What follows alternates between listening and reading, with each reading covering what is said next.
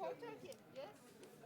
About 30. Are you done? Yeah, this is, yes, this morning. Yeah. All right, let's see. But it's good. Did you like? Yeah. So in Spanish I have papers, so if anybody else wants.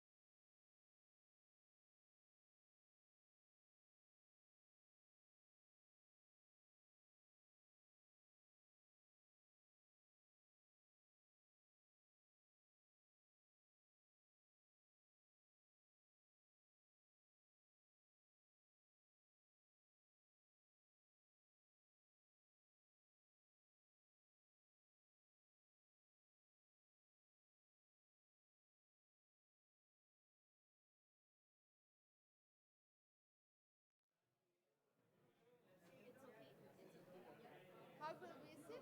We can sit here in the middle, maybe. In the center. Please come. I can sit there. Yes, sure. Where are you? No, it's your place there. If you want, you can come here. No. Please. But where will you be? Here. But it's better if you sit in the middle.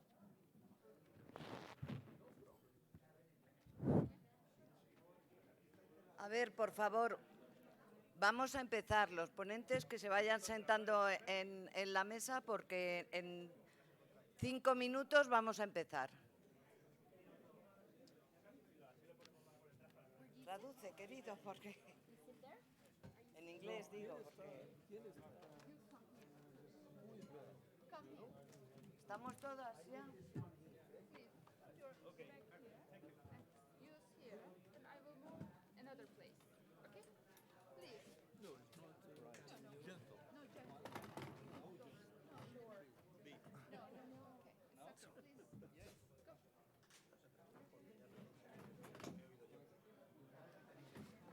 Ah, que se lo ha dicho. Pero no, están sin cascos. Están sin cascos.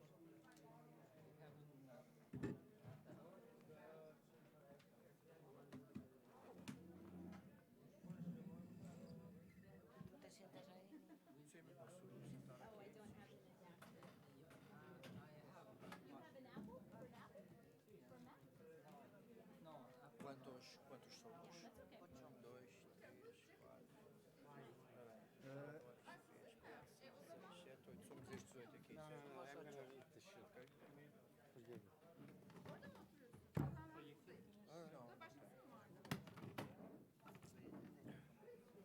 No. Okay? Yep. No, I am fine. Thank you. Let me get my hat. It's a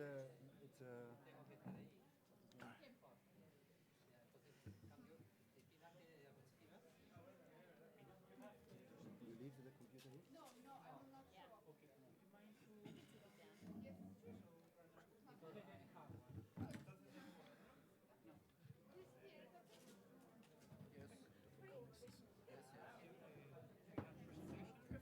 No, I'm gonna. She's gonna translate. I decided not.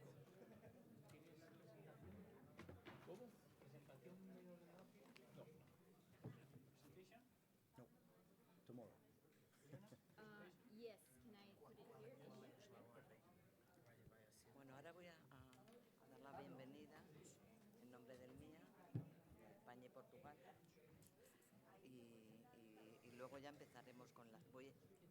Después de la bienvenida voy a presentar de manera sucinta los componentes de la mesa. How are we gonna know when they Porque speak yo in luego Spanish? modero.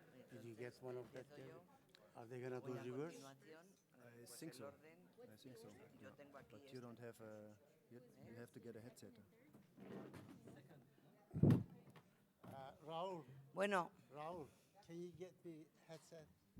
Can you bienvenidas y bienvenidos a todas y a todos al cuarto Foro Social Mundial Antinuclear que organiza el Movimiento Ibérico Antinuclear de Portugal y del Estado español, cogiendo el relevo al Foro Mundial Social Antinuclear de París de 2017.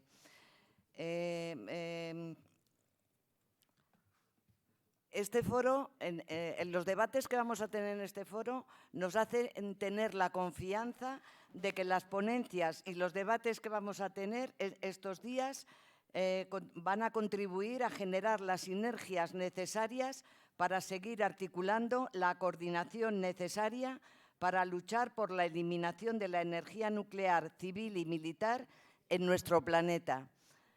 Agradecer a las compañeras y compañeros del Movimiento Ibérico Antinuclear, del MIA, de Portugal y de España, y a las compañeras y compañeros que nos acompañan de prácticamente los 5 continentes. Agradecer a las organizaciones internacionales como Sortir Nuclear, el ICANN, MARA y el resto de organizaciones que están aquí presentes, su asistencia y su contribución y su trabajo escribiendo ponencias que nos van a permitir seguir la lucha contra la energía nuclear. También agradecer al Ayuntamiento por cedernos las instalaciones y especialmente al Distrito de Arganzuela y de la misma manera a las organizaciones colaboradoras que han hecho posible este foro. Voy a pasar a presentar a los componentes de la mesa.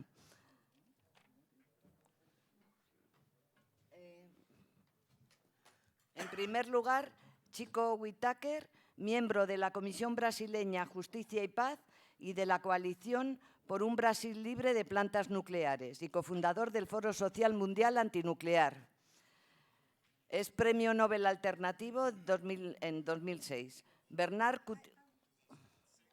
Cottier, ciudadano del mundo preocupado por la ética, es ingeniero docente en ciencias físicas, especialidad electrotécnica y energías renovables. Es miembro de varias asociaciones proponiendo alternativas energéticas y otras antinucleares y administrador de la red francesa Salir de lo Nuclear.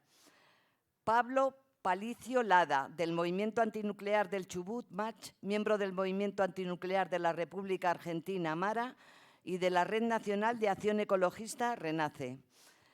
Günter Hermeyer, activista que desde principios de los 80 ha tomado parte en diferentes luchas antinucleares dentro de Alemania. Fue miembro de la Junta de la Iniciativa Local contra el Cementerio Nuclear de Gorleben.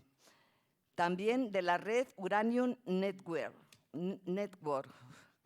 que apoya las luchas internacionales contra la minería de uranio y ahora está ocupado con la campaña No nuclearizar el clima. Pinar Dermican, coordinadora del proyecto nucleaire.org, que es una web informativa turca sobre el tema nuclear. Ha sido periodista voluntaria en el desastre de Fukushima, donde ha estado en 4 ocasiones, en cooperación con ONGs japonesas. Está haciendo un doctorado en sociología sobre los riesgos nucleares para la sociedad. También colabora en la plataforma antinuclear turca y en las redes globales. Kairetin Kilik es físico nuclear de formación en Turquía y Estados Unidos. Ecologista y activista por la paz, actualmente es el fundador de Green Think Tank de la Fundación Turunch, ubicada en Hoboken, Estados Unidos. Leona Morgan es una activista y organizadora de comunidades indígenas que ha estado luchando contra el colonialismo nuclear en el suroeste de Estados Unidos desde 2007. Está enfocada en la prevención de la nueva extracción de uranio, la detención de desechos nucleares y el transporte de materiales radiactivos. Y el compañero Nuno Sequeira, que es presidente del Núcleo Regional de Porto Alegre de Quercus y miembro del MIA Portugal. A continuación, vamos a empezar con las ponencias. Como se supone que voy a moderar la mesa, voy a empezar yo en representación del movimiento ibérico antinuclear de España y de Portugal.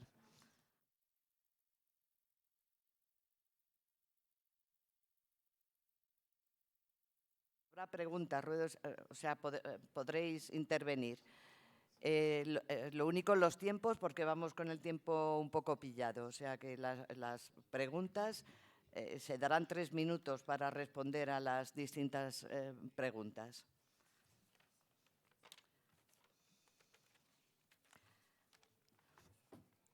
A las 4 de la mañana del 28 de marzo de 1979, el reactor de la unidad número 2 de la central nuclear 3 Mile Island, cerca de la población de Harrisburg, en Pensilvania, sufrió un grave accidente que provocó una importante fuga de gases radiactivos. Este accidente causó una gran alarma en todo el mundo y en el Estado español supuso un impulso para las luchas antinucleares que ya se estaban comenzando a dar en el país. En el marco de este suceso, los comités antinucleares de Euskal Herria, que estaban luchando contra la construcción de la central nuclear de Lemóniz, convocaron el 3 de junio de 1979 una jornada internacional contra la energía nuclear. Durante la manifestación antinuclear que se convocó en la ciudad navarra de Tudela, se produjo el asesinato de la joven militante ecologista Gladys del Estal. Este próximo lunes se cumplen 40 años de su asesinato, o sea, este lunes que viene. Estos dos sucesos provocaron una oleada de protestas en todo el Estado y pusieron en primer plano de la actualidad los peligros de la energía nuclear. De alguna manera, el asesinato de Gladys contribuyó a la paralización de la central nuclear de Lemóniz. El gobierno del PSOE elaboró en 1983 el proyecto del Plan Energético Nacional que se aprobó por el Congreso de los Diputados en 1984. La parada nuclear fue la novedad en el PEN del 83, que supuso la paralización de la construcción de las 7 centrales nucleares que tenían concedido el permiso de construcción. Esta paralización supuso la indemnización a las eléctricas de cerca de 6.000 millones de euros, que fueron repercutidos en el recibo de la luz de los usuarios. Desde la aprobación de la Ley del Sector Eléctrico de 1997, no existe ninguna restricción a la construcción de centrales nucleares en España, es decir, la moratoria acabó en 1997. Desde el Movimiento Ibérico Antinuclear reivindicamos la necesidad del cierre escalonado de las centrales nucleares españolas al cumplir sus permisos actualmente vigentes, que son perfectamente prescindibles las centrales nucleares, ¿se entiende? La potencia total instalada de unos 108.000 megavatios es mucho mayor que la demanda jamás producida en el Estado español, que es de 45.000 megavatios. Estas plantas nunca deberían haberse construido, dado los problemas técnicos, ambientales, económicos y de seguridad que conllevan estos problemas principalmente son la falta de seguridad, como quedó demostrado tras el accidente de Fukushima, así como el carácter de catástrofe prácticamente irreversible de un accidente que implique fusión del núcleo del reactor con escape de material radiactivo, como demuestra el caso de Chernóbil. La generación de residuos de muy baja, media y alta actividad, especialmente de estos últimos que están activos durante cientos de miles de años y para los que no existe solución satisfactoria. La contaminación radiactiva que supone la minería de uranio y la fabricación del combustible nuclear, ya que se han de remover rocas y emitir residuos radiactivos en grandes cantidades. Las emisiones radiactivas en el funcionamiento cotidiano de las centrales, de las cuales las más abundantes son las del tritio, estas emisiones contribuyen a aumentar el fondo radiactivo, sumadas a otras actividades como la de las pruebas nucleares. El uso de la tecnología nuclear para fines militares, incluyendo el uso de uranio empobrecido, un residuo abundante que se produce en la fabricación del combustible, para construir proyectiles penetrantes y el posible uso de los residuos de alta para la fabricación de bombas sucias o la proliferación nuclear, que se basa en las tecnologías de doble uso, como el enriquecimiento de uranio o el procesamiento del combustible gastado. La energía nuclear es además muy cara. Si bien la explotación de una central nuclear envejecida, ya amortizada, produce ingentes beneficios para sus propietarios, los gastos necesarios para poner en marcha nuevas centrales son enormes, lo que resulta disuasorio para las empresas eléctricas. En la situación actual, nadie puede proponer la apertura de nuevas centrales en el Estado español y el debate se centra en el calendario de cierre de las que funcionan hoy en día. Como ya hemos dicho, su funcionamiento supone unos enormes beneficios para sus explotadores y estamos presenciando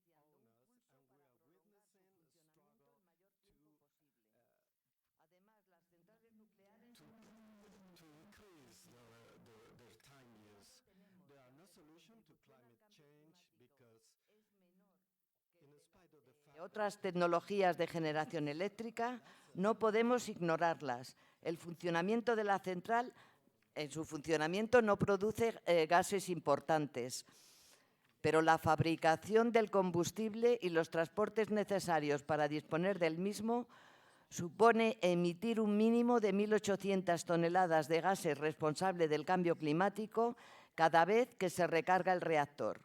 Por otro lado, para que la energía nuclear pueda de verdad contribuir a la lucha por el cambio climático, debería aumentar de manera sensible su aportación al consumo energético mundial, lo que supondría multiplicar por 5 el número de reactores actuales. Esto multiplicaría por 5 los efectos negativos que hemos mencionado anteriormente, además de que nosotras pensamos que el enorme coste de la construcción de centrales debería ser empleado en el desarrollo de energías limpias. Para entender lo que supone el aumento del peligro cuando la central envejece, basta con observar el estado de las centrales más antiguas. Según las centrales cumplen años, son necesarios más y más gastos en reparaciones. El concepto de vida útil no tiene una definición clara.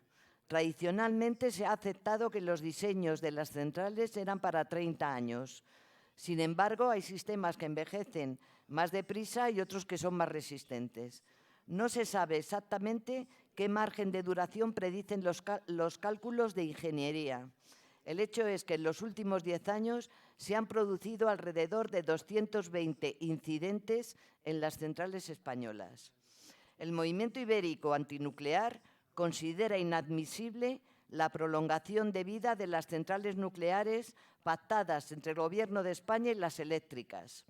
El PSOE incumple su programa de cerrar las centrales cuando alcancen los 40 años.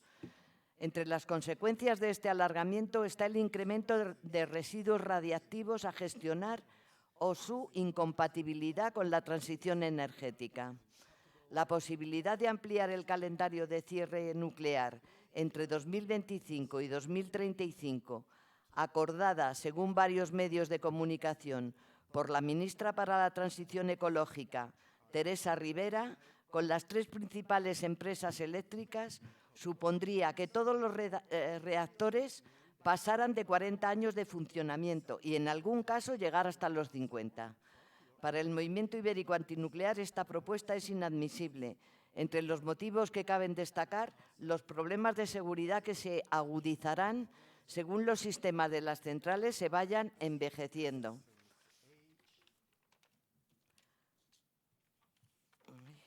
Así, la prolongación de los permisos de funcionamiento implicará costosas y complejas revisiones de seguridad que forzarán a las empresas eléctricas a invertir miles de millones de euros que, sin duda, repercutirán sobre el precio de la electricidad. Este alargamiento aumentará el volumen de residuos de alta actividad en razón de unas 175 toneladas al año, sin que exista un método aceptable para la gestión definitiva de estos residuos. Lo mismo ocurre con la producción de residuos de media y baja actividad, que no cabrán en el cementerio nuclear del Cabril, en Córdoba, que es el único que existe y que está habilitado para albergar estos residuos. En este sentido, el Movimiento Ibérico Antinuclear señala que el sexto programa de gestión de residuos radiactivos es en la práctica papel mojado. El mantenimiento de las centrales nucleares en funcionamiento dificulta la transición a un modelo basado en las energías renovables debido a la nula flexibilidad de las nucleares. El apagado o encendido de un reactor nuclear es un proceso complejo que lleva unas 24 horas, por lo que esta fuente de energía convive mal en el mix eléctrico, con fuentes intermitentes como las renovables. De esta forma, no podrían desconectarse de la red para que las renovables viertan su producción. Esto genera el derroche de la energía, un problema que se agravará conforme se produzca mayor despliegue renovable. El PSOE se muestra una vez más incapaz de cumplir su promesa de cierre de nucleares cuando se cumplan 40 años de explotación, como ya ocurrió con el gobierno de José Luis Rodríguez Zapatero, que no se atrevió a fijar esa edad en la Ley de Economía Sostenible. Una falta de regulación que puede conllevar a un nuevo pago por lucro cesante si no existe una adecuada planificación.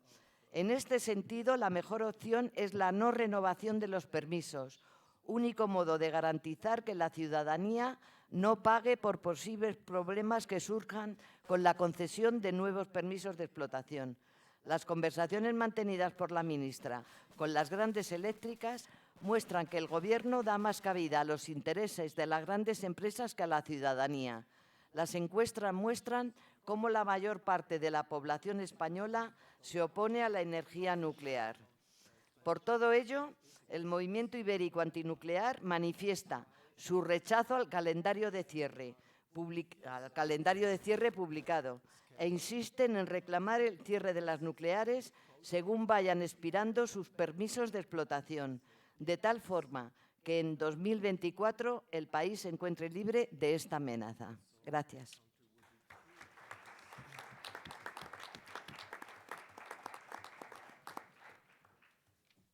Bueno, ahora voy a pasar la palabra.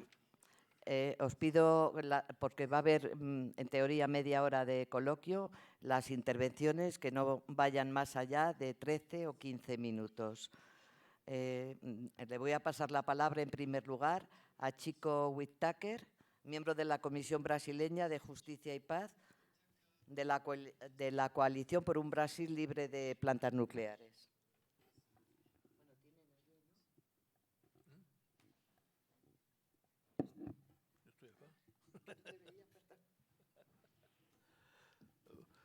Buenas tardes, yo voy a hablarles en portuñol, creo que lo entienden, ¿cierto?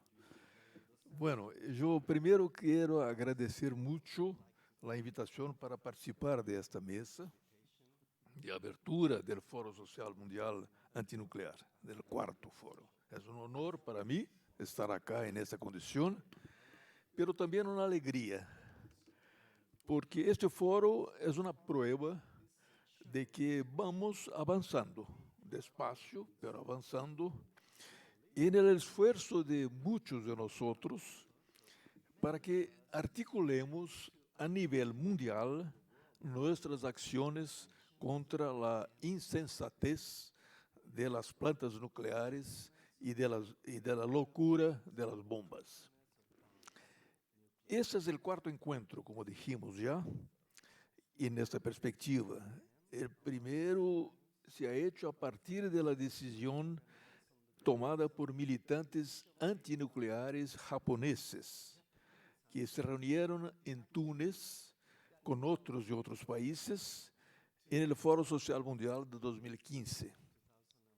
Ellos tomaron esa decisión y han realizado el primer Foro Social Mundial Antinuclear en marzo de 2016 en Tokio. A ese se siguió un otro en Canadá, en agosto del mismo año, en el espacio del Foro Social Mundial de ese año en Canadá. El tercero ha sido realizado en Francia, en noviembre de 2017, y fue allá, entonces, que los militantes del MIA, Movimiento Ibérico Antinuclear, participantes de este foro, han asumido el desafío de realizar este en que hoy estamos.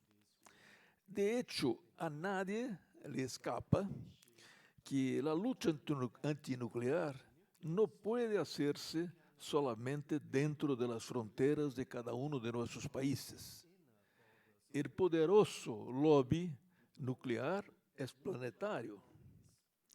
Los dirigentes de la industria nuclear de todos los países se reúnen sistemáticamente, cuentan con muchas asociaciones para implementar sus decisiones. Se puede, por cierto, oponerse y vencer esta industria dentro de un solo país, como ha ocurrido en Alemania, por ejemplo, y en varios otros países europeos, donde por referendos populares o por decisión de sus gobiernos se está tomando esta decisión de cerrar las plantas o no construir nuevas. Pero en países como el mío, por ejemplo, Brasil, But le digo entonces que soy Brazil, brasileño, ya ha sido dicho, I am a Brazilian, somos as I muy said, débiles we are para enfrentar pretty weak solos to la máquina face oficial the de official propaganda propaganda con todos los machine recursos de que dispone. with all the resources that Y algunas de count, nuestras and luchas some of our son incluso struggles contra are cosas absurdas, absurd things contra el buen senso normal. against Como, por ejemplo, good tenemos ahora sense, because la now decisión de the retomar decision la has been construcción made of a 200 kilómetros de las dos ciudades brasileñas más grandes. 2,000 Una kilometers tercera away planta from nuclear the en Brasil, será la biggest, tercera, con un Brazilian proyecto cities of obsoleto. the third O sea, nuclear plant. un proyecto Project elaborado of en los años that 70, was elaborated antes, in the por tanto, 60s, del before accidente the con derretimiento del of the, reactor que ha ocurrido melting en 3 Mile of Island, the core of se ha the referido ya accident acá, of 3 Mile y Island. también del And accidente de also Chernobyl, before the un Chernobyl poquito antes accident, del de Fukushima, pero no and había todavía just ocurrido. a little bit before the Fukushima. Entonces, one. accidentes con este tipo de proyecto anterior, o With this proyecto project that anterior a is estos accidentes before con the derretimiento accidents de of, and the reactores, melting es of un absurdo reactors total. is so absurd, Tendría que ser, It por lo should menos, actualizado. updated. Sin embargo, Nonetheless, evidentemente, it is seremos clear derrotados that en we esta will lucha be defeated in a struggle in Brazil if, for instance, this is just a hypothesis, the workers of the los países nuclear que industry fabrican los of the equipamientos, countries en el that caso concreto, Francia, manufacture the equipment, France and Germany, ellos if no they hacen un don't esfuerzo para no ser cómplices de este struggle not crimen to que está be siendo preparado. accomplices of this crime that La they are industria preparing ganará, in evidentemente, Brazil. su The sobrevida industry si will alcanza a survive ser if en los they países menos happen informados del to tercer mundo, triumph in the lo que less ya no es informed posible para countries of the ellos third en sus world. propios países. Una petición mundial por internet, además. Nosotros A world pressure estamos through the haciendo, internet. We are por una auditoría del proyecto brasileño que está en Brasil, claiming la planta en vías de ser construida en Brasil. an audit of this project in Brazil. It's been supported throughout the world. I'm going to ask you here to support this audit proposal. But we are going to even try in the next weeks to have judiciary measures to stop this craziness. But the lobby is pretty strong in Brazil. Even more now with a government that, as you know, sadly won the last elections with the help, of course, of lies and manipulation of also uninformed citizens. But this is not the subject here. I should tell you that, of course, I'm not a young man, but I'm pretty new in the anti-nuclear struggle. I was awakened to this struggle because of the Fukushima catastrophe. I was going to be 80 years old that year, so I'm just 8 years old in this struggle. It wasn't my field of work and study. I knew barely what an atom was, and even less about radioactivity. I was participating, among other things, of many of actions, social issues, and in the effort of creating the spaces of the World Social Forum and the enlargement of this process that has provoked the creation of national and regional social fora, and lately of thematic social forum like this we are in. But I've learned a lot throughout these 8 years, asking, listening to, reading. In Brazil, 2 organizations have been created, the Coalition for a Free of Nuclear Energy Brazil. This is get out of here means so nucleares. This association and also an alliance, a regional Brazilian alliance. This was created after Fukushima. And this learning, this apprenticeship, has given me a clear consciousness of the dimension, of the size of our challenge. The world is today under the pressure of a populist right that has already won many places. For these governments and for the public that choose them, they care for the climate issue doesn't bother them much, because they consider it just as something that hinders the possibility of more profit. Same way, the nuclear industry for them is a good business. Also, the uranium mining is a good export commodity. So for them to speak to the public in general, to these people, to the citizens about radioactivity, about the risks of in Brazil, when somebody speaks nonsense, they say that they speak Chinese. Speaking about nuclear power plant security, catastrophic accident,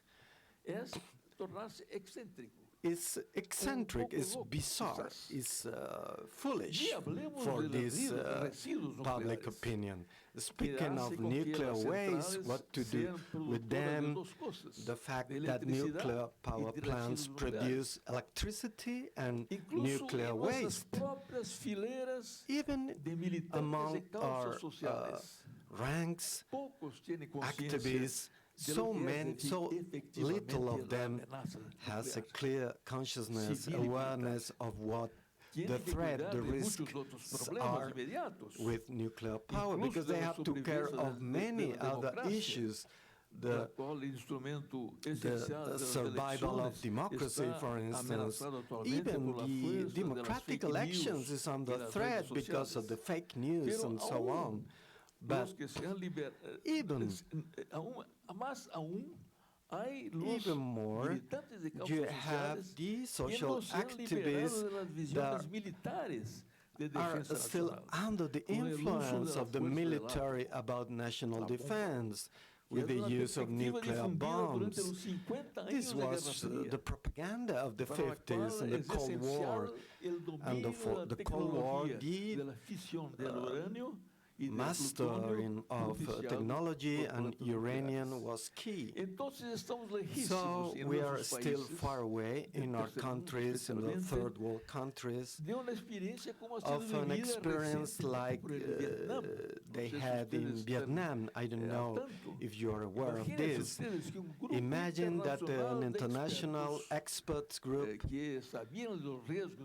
that knows the risks of this is able to convince a government, the government of Vietnam, about renouncing, giving up on the attempt to build nuclear power plants. We only have the popular pressure, the popular struggle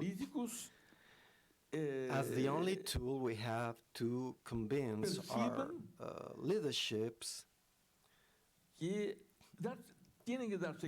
that they must realize that they don't have the right to impose this tragic adventure on us.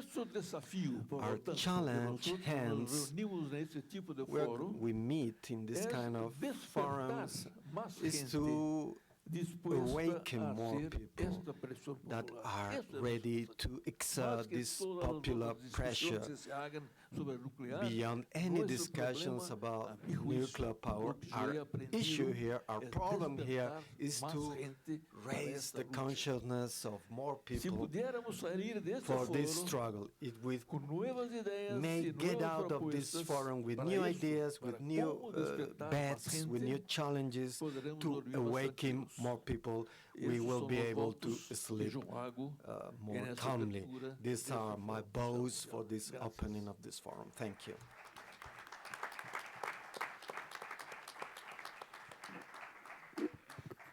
Muchas gracias, Chico. Thank you, Chico.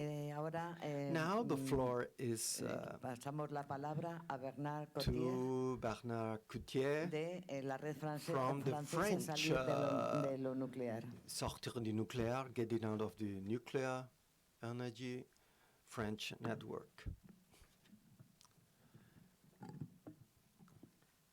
¿Está bien? Ya. Buenas tardes con todos.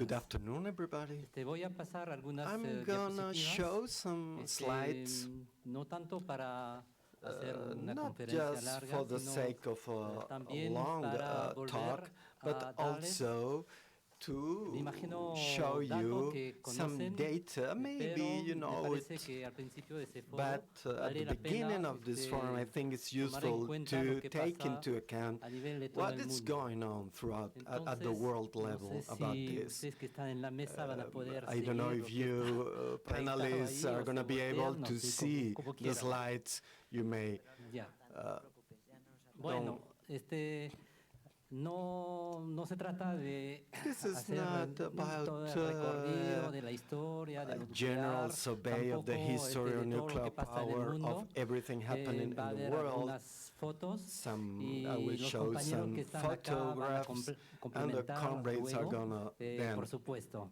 filling the también gaps, of conociendo course, la realidad de su país. because they en know the particular. reality of their specific Bueno, countries. hablo de lo nuclear en el I'm mundo, speaking about después de los nuclear energy desarrollos in the de world las ramas after the nucleares y también de las branch perspectivas developments mundiales, of nuclear actuales, power lo que and podemos hacer, current por world supuesto. perspectives. Siempre cuando hablo de When I nuclear speak of y a nivel de nuclear la red energy, francesa a nuclear la cual power, pertenezco, hacemos the también French eso. network I am Además que en member nuestro país of, we do eso the es same. muy In our fuerte. country, Hay que decir que lo nuclear we must civil say y lo that the nuclear civil militar son nuclear power vinculados and de manera muy military estrecha. are Muchas veces son los tightly mismos ingenieros que pasan de un lado tightly a otro. linked. A The veces same engineers go utilizan from las one mismas side to the máquinas other, they use the y same también machines utilizan la misma sometimes, represión and they use the de la same población repression cuando esto es of the necesario, así como population decía Chico. when it's needed, like Chico said. Quiero recordarles I que want después de la to Segunda remind Guerra you that Mundial, after the Second World que ha War, visto nacer las that armas atómicas, when bueno, atomic desgraciadamente, bombs con were Hiroshima, used with Nagasaki, Hiroshima, también Nagasaki, a partir de and ahí, after otros that, países other han countries deseado desarrollar estas wanted armas. to La develop Unión these Soviética primero, Gran weapons, the Bretaña, Soviet Francia Union, también.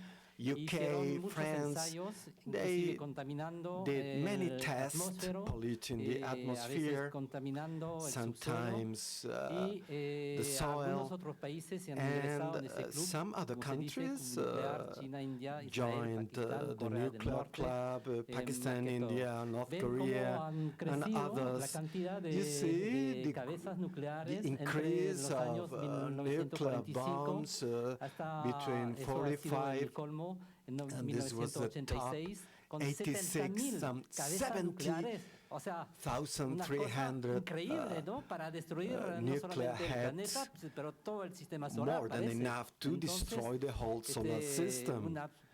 Una cosa This totalmente is absurda. Hasta que totally negociaron crazy. After alguna gente they un poco sensata también porque ese sistema costaba made mucho. this agreement En los because años it was a 80, costly 90, system in the 80s negociaron and para 90s. para There disminuir were la these cantidad de negotiations cabezas. to reduce Ahora estamos the con casi number of 14,000 cabezas nuclear todavía. Hay missiles. para destruir We are el planeta sin around problema, now de todo. some Pero el 93% de Rusia y Estados Unidos, ven en el gráfico, 890.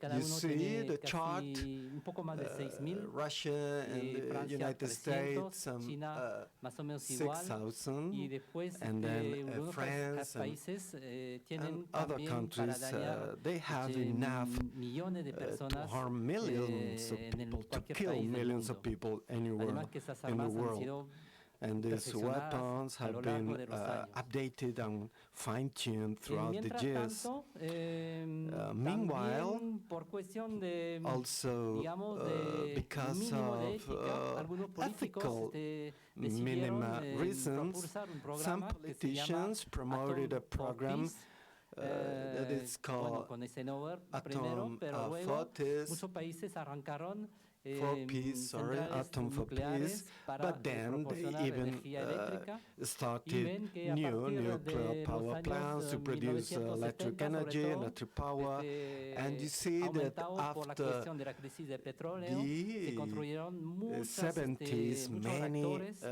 reactors hasta were built, ahora estamos más o menos and now a we 380 are reactores, around un some poco más ahora, creo. 30 and 380. Menos mal se ha estabilizado more la or less. situación. The No situation sé si is es un more or bien less o un mal a partir del accidente de there is Chernobyl, an stabilization after the cual hablaba Chernobyl Irene. accident. También, por supuesto, luego del Also, accidente de after Fukushima. the Pero Fukushima, ven, of course, a pesar de accident, todo, but que hay in gente spite of para, everything, promover there is still esa maldita people industria. promoting this damned Porque ahí hay industry intereses económicos muy because fuertes strong y no economic bajan interests tanto are la at cantidad de play. reactores en el mundo. So the reactors, the number of En cuanto a reactors la, is not decreasing.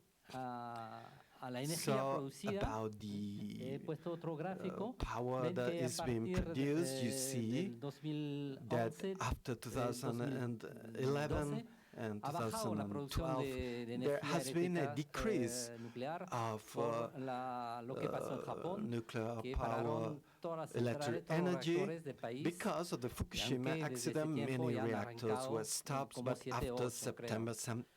En 7 fin, and 8 have been esa crisis ha restarted. sido This last saludable crisis have been en ese salutary, sentido que so ha to mostrado say, que un país because it has showed desarrollado como that a Japón developed podía country like Japan afrontar could face this el aporte energético sin this recurrir tanto al share nuclear. of energy without Y a partir de ahí resorting saben to ustedes nuclear que power. unos países decidieron And some other salir countries, de as you esa know, rama. they decided Ahora to abandon quisiera this hablar energy de branch. algunos desarrollos que, And I'm gonna que talk siguen something todavía. about some Pues developments that saben are ustedes que still going se on. habla a As veces you, del ciclo as del you uranio, know, ya que they es speak of the uranium cycle el material because it's físil que se utiliza mayormente en los reactores. feasible matter Después that hablaré un is poco del torio. Pero used, se ha also decidido thorium, utilizar el but they uranio decided to y, use pues, uranium. A lo largo del And desarrollo de throughout la the construcción de los development reactores, of the también building se of abrieron reactors, muchas minas many en todos los mines países. were Por ejemplo, en reopened Francia se in han many countries. abierto In más de France, 200 minas some que ahora 200 ya no mines sirven, pero have siguen been contaminando el reopened ambiente. that are not Y useful anymore, but they're still siguen, polluting las the investigaciones. environment.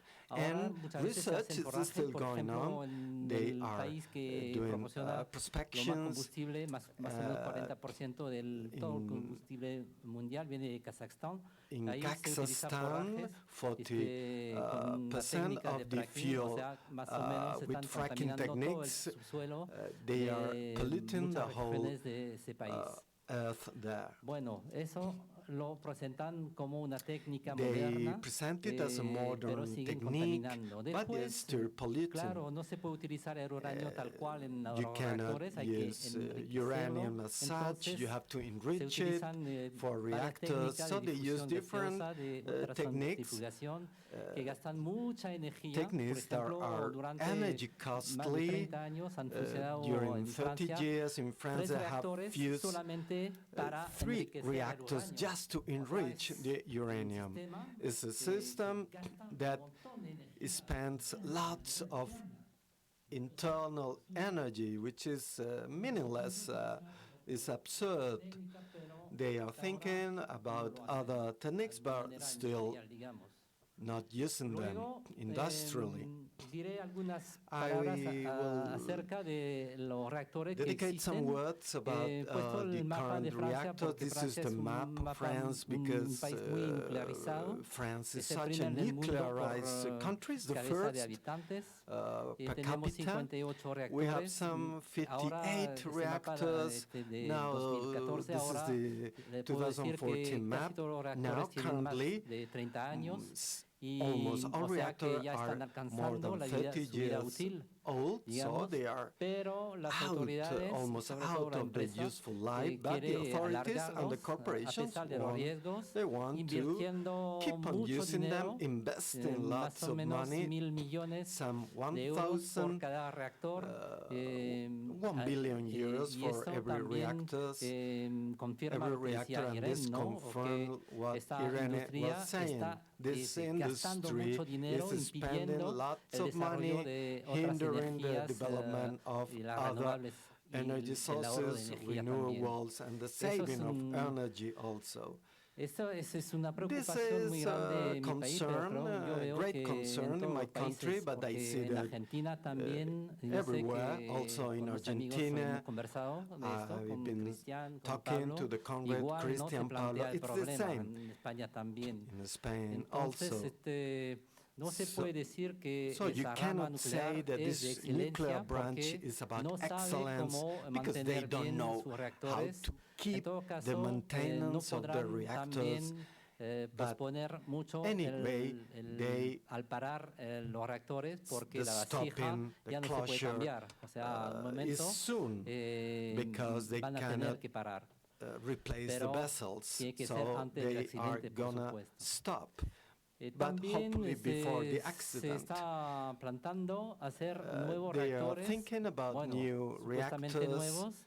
Por ejemplo, nosotros So tenemos to el say, EPR en Francia, que new reactors. debían de We have the construirlo en RPR 7 in años France, y should ya be van, built in 7 ya van years, 12 años, todavía and no it's funciona. 12 years Y now recién and se ha still descubierto not que las working, and soldaduras they del found circuito out recently secundario estaban mal that hechas, the inclusive secondary habían puesto circuit adentro de has paredes some de shortcomings, hormigón some y que no saben problems. cómo hacer. O sea, It was un built fracaso total, inside total. Y nosotros lo denunciamos.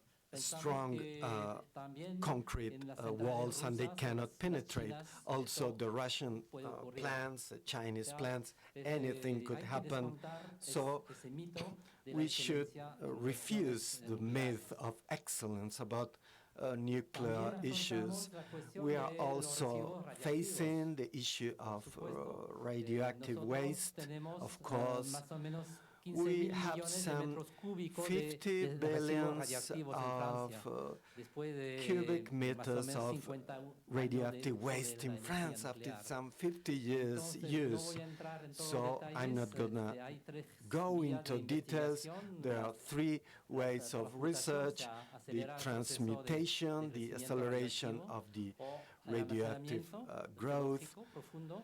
the Ahora, deep geological nosotros, en la red estamos peleando con el gobierno. dumps, and y we are también las struggling fuerzas with the policiales, porque government ahí and the están, police force repressing us en contra de un proyecto de against almacenamiento debajo de a 500 project metros bajo of tierra, some y que es un 500 proyecto totalmente absurdo. Inclusive meters los mismos ingenieros ahora under the de la earth, seguridad nuclear underneath francesa están dudando de cemetery, esa and the técnica. very engineers Bueno, into si this are desean doubting have después doubts about that hablar technique. más If you want con to más detalle de esta cuestión, speak porque more about va a this, impactar todos los we países may que do it utilizan energía nuclear, in the que producen discussion, but this is going to have an residuos. impact of any Francia se country ha tomado la with opción nuclear de, waste. entre comillas, reciclar los In residuos, que France, no es they un made the reciclaje, que decision es of una recycling, separación but de las it's not really materias a en los recycling. residuos. It's the Al separation principio of era the sobre todo matter in the para waste. sacar el plutonio, It was porque los about militares extracting estaban detrás plutonium because the reclamando military el were plutonio, asking y for more luego, plutonium.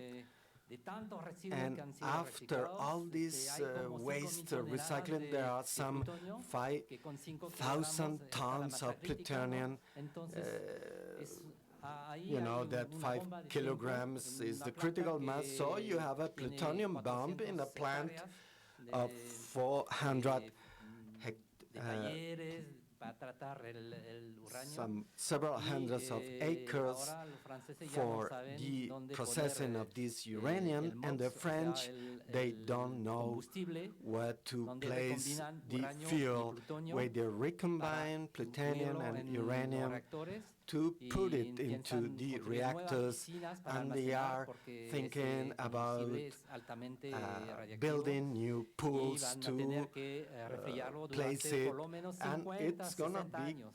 ¿Se dan cuenta, cold no? it for Con qué some energía, 50, bueno, está 60 la years. pregunta. So you realize which kind of Ahora, energy it is. por supuesto, y no voy Of a course, hablar de I'm not todos gonna los speak about proyectos de all the investigación projects, con research nuevos projects reactores with new que se hacen, reactors ¿no? De that repente are Günter going hablará on de in the los, world. Günter SMR, will speak Small about the Modular Reactor, small modular de pequeña reactors, potencia, tal cual small están power reactors instalados, por ejemplo, that en are submarinos. gonna be El primero de esos ha sido instalado en are gonna be 1958 installed en and are already installed Y in entonces, some desde ese submarines. tiempo, And los since then, ingenieros, the engineers, burócratas han imaginado, he puesto technocrats, algunas imágenes, pero I have habría shown mucho some más. images, La many imaginación more en ese campo es, could be infinita, shown. ¿no? The De imagination máquinas about para, this is infinite. tratar de They hacer are thinking of pequeños machines reactores, to build small que podrían reactors instalarse en that cualquier could be sitio, bueno, se installed supone, everywhere,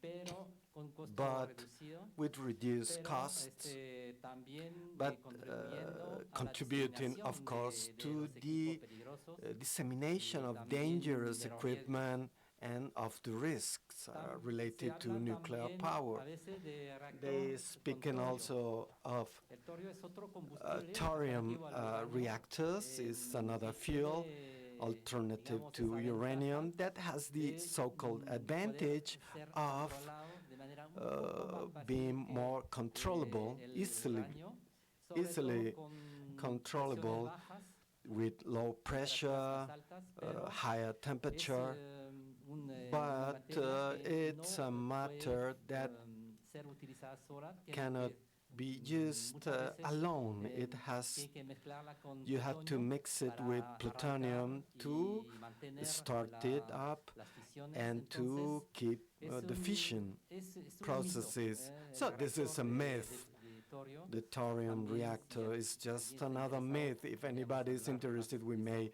más speak tarde. longer about this. Reactores a fusión nuclear. Todos, yo Nuclear creo que mañana va a haber fusion un taller reactors. hablando Tomorrow de there will ITER, be a workshop about ITER.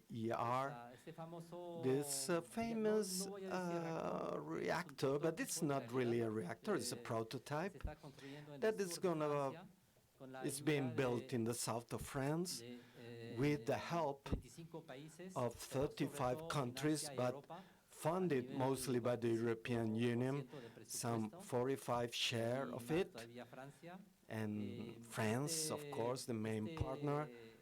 And prototipo, this prototype es de tipo tokamak, o se trata de, is, para decirlo de to manera put un it poco breve, se trata de briefly, reproducir it's about reacciones de reproducing fusión de fusion átomos ligeros radiation que of ocurren light en el Sol, atoms that y a happen veces, in the los sun, ingenieros de ITER and dicen sometimes que the van a reproducir el Sol. ITER say that they are Bueno, going to reproduce the digamos, es la sun. pretensión. Todavía That's their falta mucho para pretension. hacer, We're pero still eso far lo que away sí es to cierto, being able to do that. no se sabe si But the algún truth día is funcionará, We don't know if it will work someday, but they're spending lots of money, costly investments for this prototype. Some 20 billion euros is the ground budget, but we all know that it will be more expensive. Now, by now, they have spent some 8-9 billion euros to build, just to build the plant. And some physics say that this fusion technology is really dangerous because of high energy neutrons. So hopefully it will never work. World perspectives. If I speak of civil nuclear power, this is some stats about what's happening now. They are building, still building nuclear reactors, classical ones, pressurized, mostly in Asia, as you know, in China mostly, also in India, and also in Pakistan. They're gonna go building along this line. In the USA, they are still building nuclear reactors, and in France, I have just spoken about the RPR that they want to build and expand throughout the world, but the French still couldn't make it. So I think that we must pay attention to what's happening in some countries, and especially, and Pinar is going to confirm this, what's happening, but we may say the same about Latin America. The Russians are pretty proactive about promoting the technology with this Rosatom firm, and they are pretty aggressive. I read recently that they want to build reactors in Africa, in Zambia. They want to install reactors in spite of the fact that that country has lots of renewable energy sources. As Forum, we should denounce those countries, aggressive countries, about nuclear issues. I think that we also should denounce not just the French, but also the Chinese, because in Argentina, the Chinese are present there. Pablo could witness about what's happening in Patagonia. The Chinese wanted to build a reactor there. They don't need it at all. So the struggle against the nuclear power goes on in spite of all the difficulties, of the accidents. We must keep the vigilance, we must denounce the risks. About the military nuclear power, military weapons, it's true there are less nuclear weapons than in the 80s, but many responsible leaders in Russia, United States, even the French government, or in China, North Korea, nuclear weapons are going to be perfected, fine-tuned, updated, and they are asking for really, really costly budgets, and this has important social consequences. We should never forget that. ICANN has been able, the non-proliferation treaty, the ICANN, you know, the countries that have nuclear weapons are against the treaty, and they are never gonna sign it. So we don't know the impact part of that treaty, where the stronger powers with nuclear weapons are able to block the whole process about decrease of nuclear weapons. Also, those countries, they make good business, pretty good businesses about that. In France, the French connection, so to say, there is a French connection about that. There are corporations that earn lots of money. For instance, in France, until now, they were spending some 2-3 billions for nuclear weapons. They decided recently to regenerate it, to modernize it. It's going to cost some 6 billion euros yearly to France that could be used for social goals. And to end my talk and to support, to strengthen those Chico was speaking about, it seems unbelievable that so few people cares about this. But radioactivity is increasing in the air, in waters, in the soil. We are controlling radioactivity in the rivers, and it's being increased, particularly about tritium, and this is pretty serious. Reactors are getting old, creating more irreversible accident risks.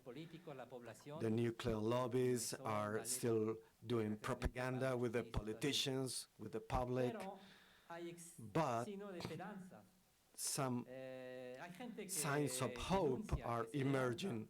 There are people rising.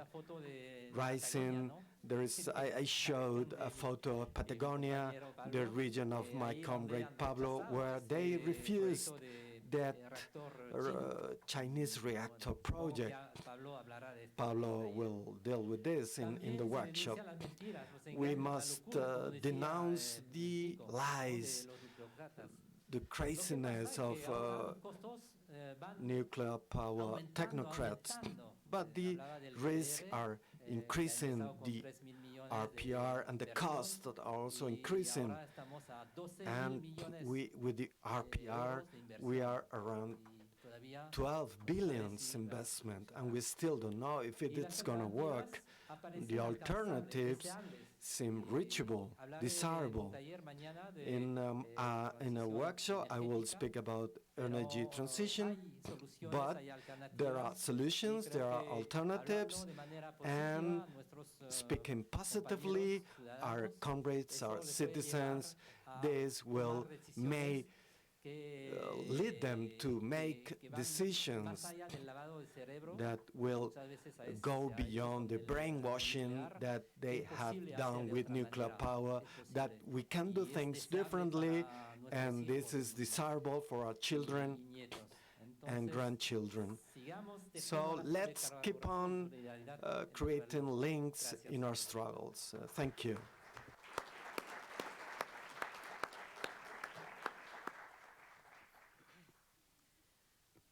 Bueno, ahora le voy a pasar la palabra a Pablo Palicio Lada. Now, Pablo Palicio Lada from the anti-nuclear Argentinian movement. We must be shorter, please, some 12, 13 minutes, otherwise there will be no time for discussion. Please.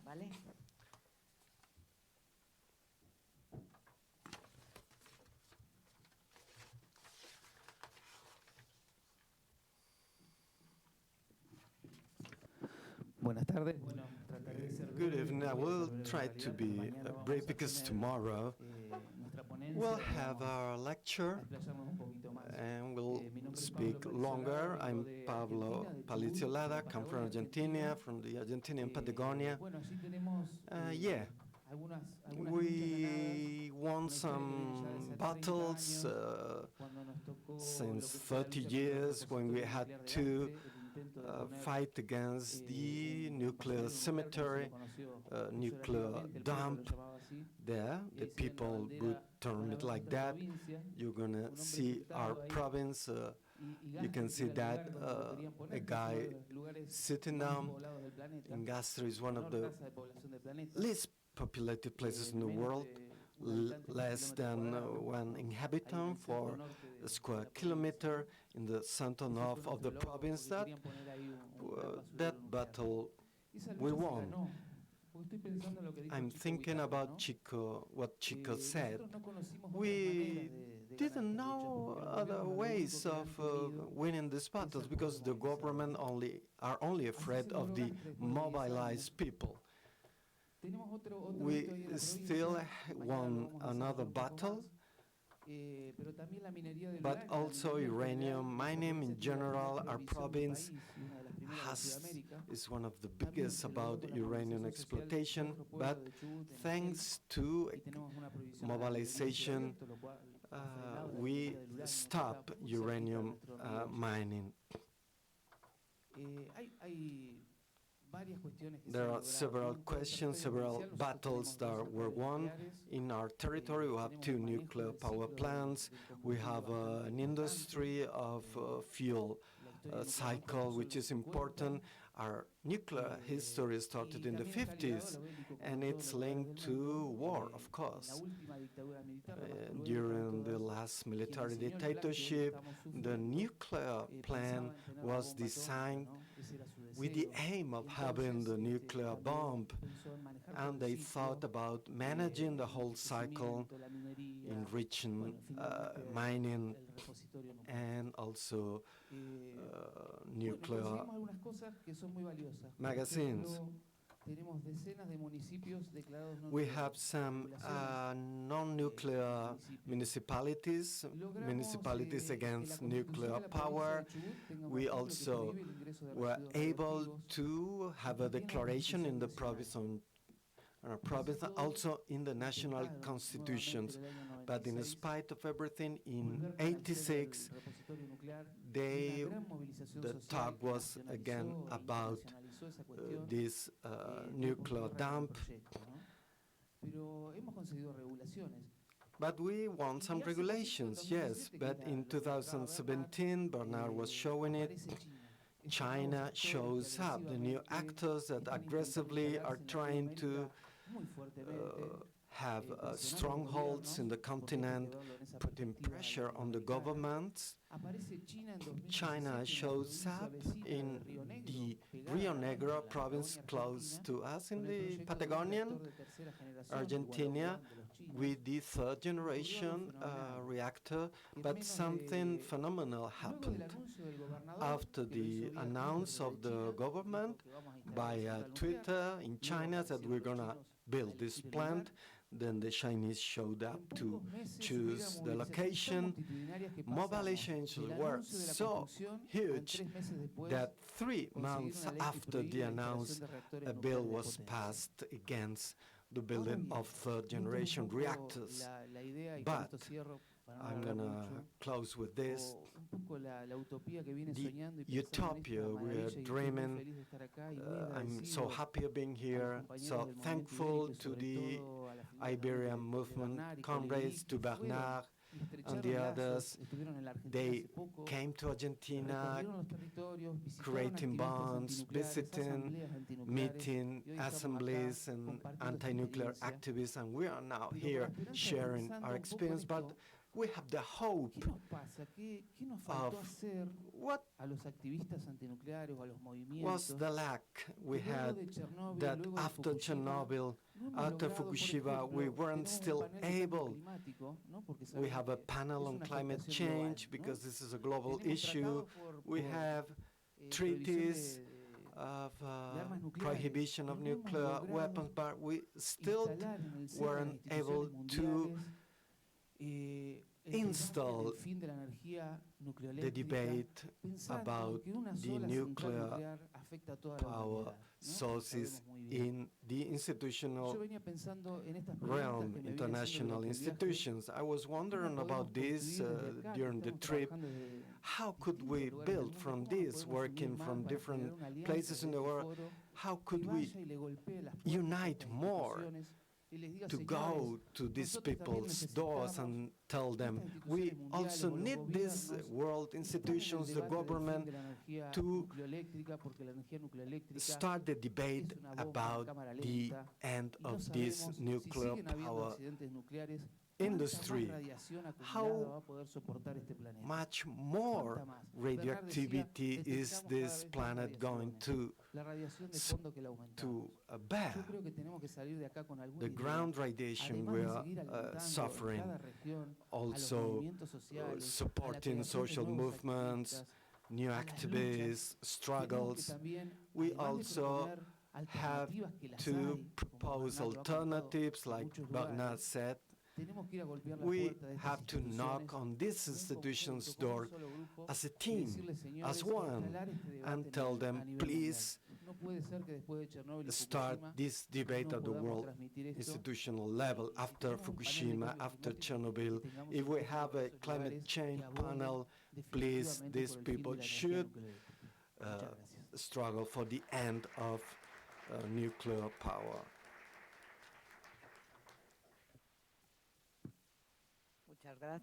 Thank you, Pablo. And then the floor is to Günter Hermeyer from the local initiative against the nuclear dump of God-11. Thank you very much. Yeah, one point is the local initiative. A little bit bigger point is the situation in Germany at the moment, because still many people throughout the world think that Germany would be a leading country in terms of renewable energy and getting out of nuclear power. It's true that it will happen that Germany will phase out nuclear power at the end of 2022. But we have two facilities still going on in the northwest of Germany. One is the uranium enrichment in the city of Gronau. The other one is nuclear fuel production from Areva Urano in the city of Lingen, a little bit more south. And these two facilities have an ongoing permission, so they don't go with the nuclear phase-out with Germany. And so the German government is playing a double role, you could say. On one hand, this phase-out within the country. On the other side, they are pro-nuclear together with the European government. And 2 weeks ago, for example, we had a letter from the scientists and some politicians from the Polish people, and they were asking the German people and the German government to reconsider the nuclear phase-out because of climate change issues. And also you could read in different newspapers in Sweden, for example, that Sweden should go for more nuclear power because Germany is, because they have to compare with all the pollution that Germany is putting out with the coal plants, which is true. That's why we are also going very strongly together with the anti-coal movement in Germany. And there will be a lot of things happening on that throughout the summer. And in total, the nuclear industry is really pushing for being recognized as a clean source of energy. They call themselves a green source of energy. And it was mentioned a few times already, the climate change issue. So what we are doing internationally with some other organizations is this Don't Nuke the Climate campaign. We are busy for 4 or 5 years now with that, mostly at the COP meetings. And also on the last meeting in Katowice, for example, there's the Polish government announced to build 6 more reactors. And this is from many different sides going in this direction. That the international nuclear industry is pushing for more nuclear to save the climate. Another case, it was also mentioned, is a lifetime extension story. And even in Germany, there are some voices to maybe, within the country, some politicians maybe not go for the phase out in 22. For example, there's a company in Germany, it's called RWE, and we always go to the shareholder meetings. And the head of the company announced that they want to, 4 months before the last nuclear power plant is closed, they want to change the fuel. So we are wondering, why are they doing that? You know, this is science we are very carefully, and it was also mentioned, and we also have this on the Don't Nuke the Climate website, the strong connection, the military and civil use of nuclear power. And so for us, also in connection with this Don't Nuke the Climate campaign, the whole story is not a solution at all. So we go for 100% renewables, and this will be talked about more tomorrow. And thanks for the organizers to have us all here. And it was also mentioned that it's very important for us and for me that we come together with one voice, because this struggle will go on, because, like I say, the industry is pushing, especially the IAEA in Vienna, pushing for nuclear for climate. So thanks a lot.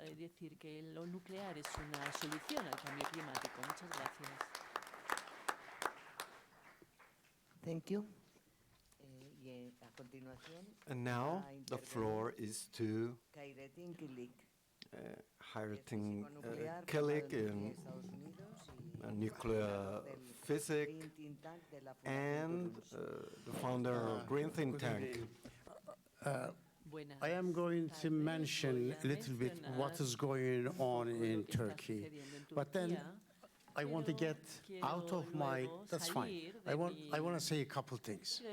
Let me say what I want to say, if she can translate it right away.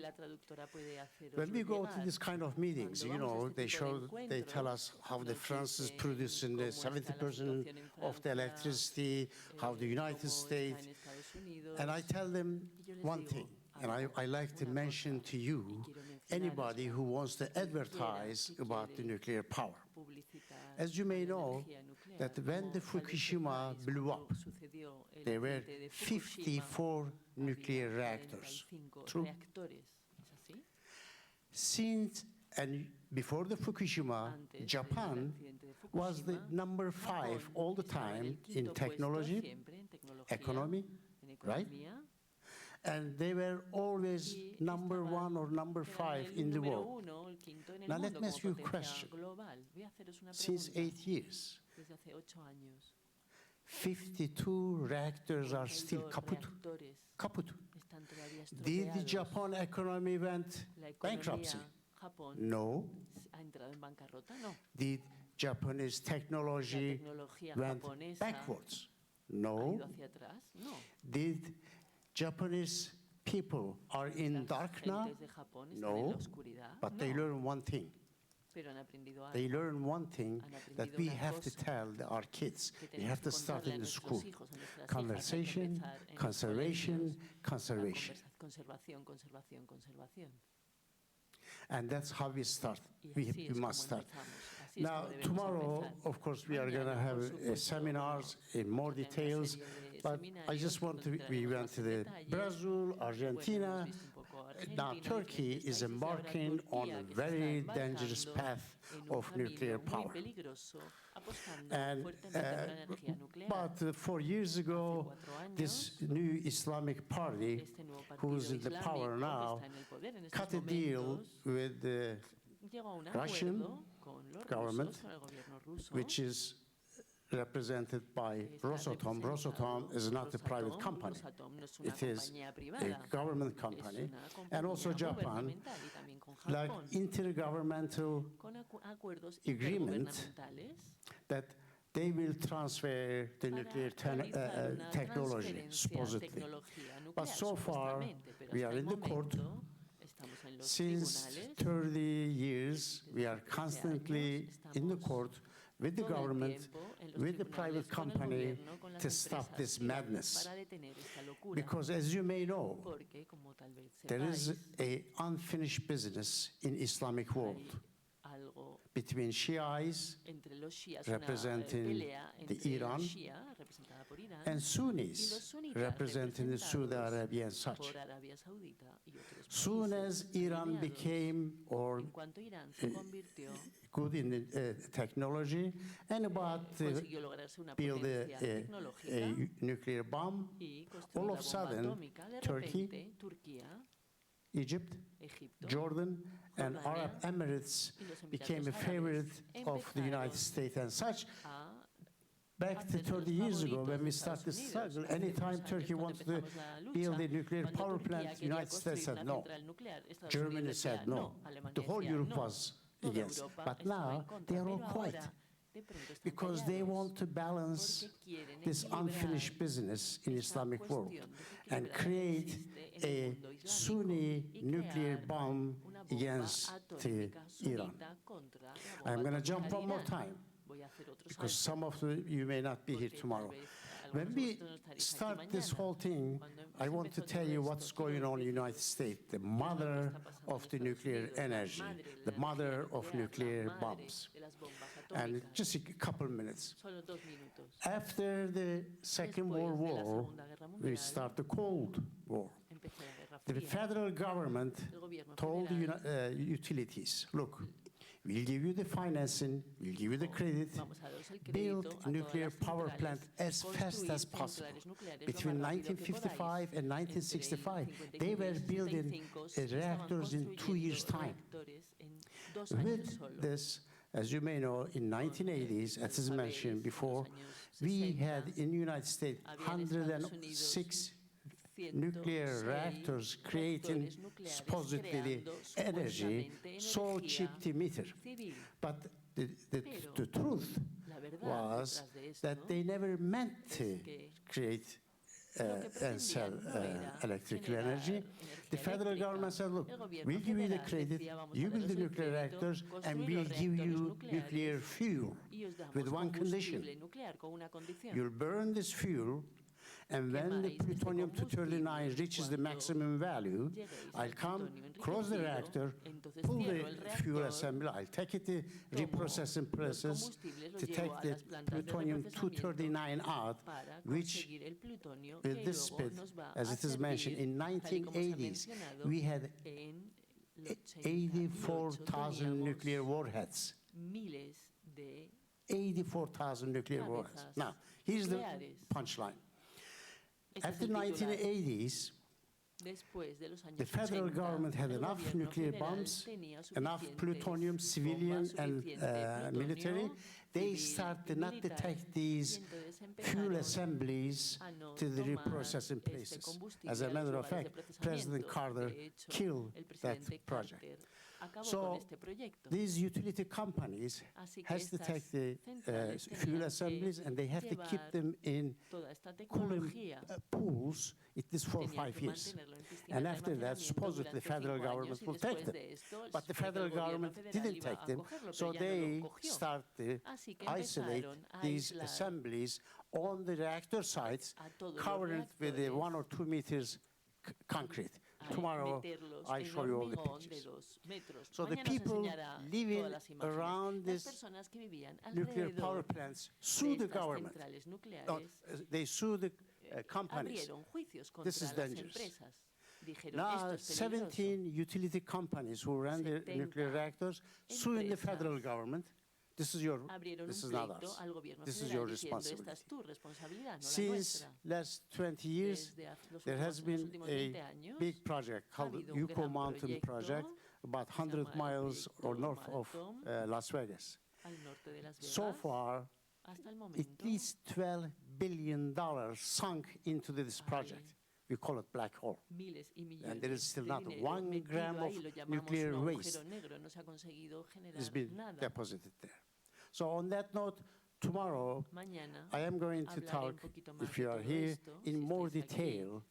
And we don't. And I just want to make one thing sure. I don't say nuclear waste anymore. we have to say radioactive nuclear waste. Because some people, when you say nuclear waste, they think that it is just some metals, some assemblies.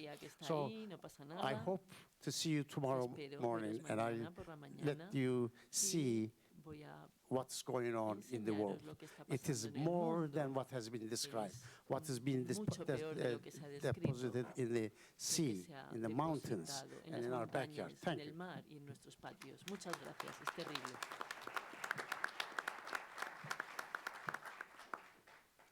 Thank you. And now the floor is to Pinar Demirkan, coordinator of the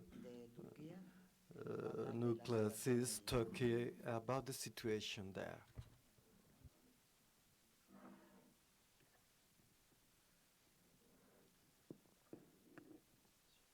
Hello, everyone.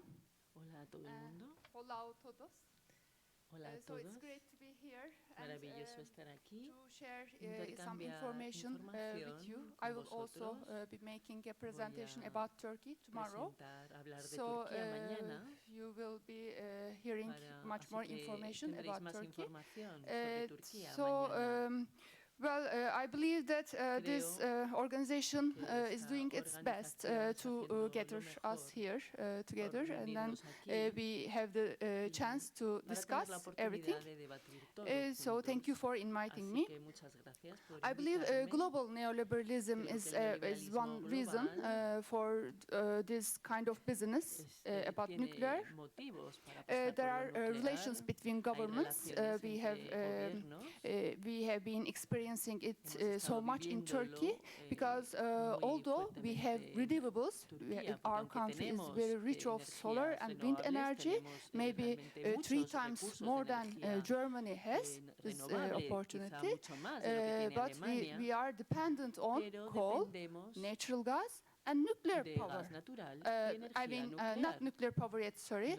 Coal, natural gas, and oil. They are all imported, and 75% it is. I mean, the imported ratio of this fossils is about 75%. And our government now is promoting to establish nuclear power plants. It's 3 nuclear power plants. One in the on the coast of Black Sea, the other is on the coast of Mediterranean, which is our neighborhood. And one more actually orally declared that one more nuclear power plant will be established. This looks like kind of global business. So this Rosatom and after Fukushima, Japanese nuclear companies want to promote their own technology because especially the catastrophe showed that the end came. The end of the nuclear age is just came. We are in that kind of era. This is why they are also promoting nuclear energy is renewable energy, just because of saying that nuclear is carbonless energy. So, as you see, this ambitious government, for example, Turkey, ambitious government has been willing to have nuclear power plants for so long, actually for decades, but they couldn't manage to establish it for years. And we have a very strong anti-nuclear movement in Turkey. It has been going on since 1976. You will hear some about it tomorrow. And also the result of governments that they decide to establish nuclear power plants in developing countries affects our life, affects natural life, and you will hear some consequences of these projects tomorrow. And also the Akkuyu power plant had some environmental impact assessments, but unfortunately unfortunately, the democratic situation in Turkey doesn't allow us to go on with environmental impact assessments. Our government just invented a new kind of methodology. It is coming from intergovernmental agreement, actually. Civil society will have no power to participate in the decision-making process. This is very dangerous. They also invented, while saying they, I mean government, they invented a kind of strategic impact assessment. Sorry, not assessment, strategic environmental approval they invented. So this means that only parliament, not parliament, presidential system will decide this kind of project, which is called mega projects. In Turkey, we have many environmental problems. We have Canal Istanbul, for example, and also another third bridge and useless project, and also third airport. So they are all called under the they are all taken under the umbrella of the strategic assessment, strategic impact assessment, and then society has no word to say because we are not involved in the process. This is very undemocratic and very threatening for us. So I can say that also, you know, Turkey may be without a nuclear, commercial nuclear reactor, but we have nuclear problems. For example, in 1999, we had lethal accidents. Yes, because we don't have the culture of nuclear energy and nuclear waste. And, you know, in the world, there has been a kind of waste trade going on. So in Turkey, in Izmir, west of Turkey, there was a nuclear waste found under the soil. It was detected in 2007, and it is very dangerous. I will also explain it tomorrow if you come and join us. So it's the Europium-152 material, Europium-152, which can be found only in nuclear rods, was detected in the soil. So Hayrettin Kılıç also worked in the process, and they tried to convince the government side to understand that there's a waste there under the soil. So it is still there, and our government and also Turkish Atomic Agency taking no prevention. And it is in the neighborhood, people are getting exposed to it.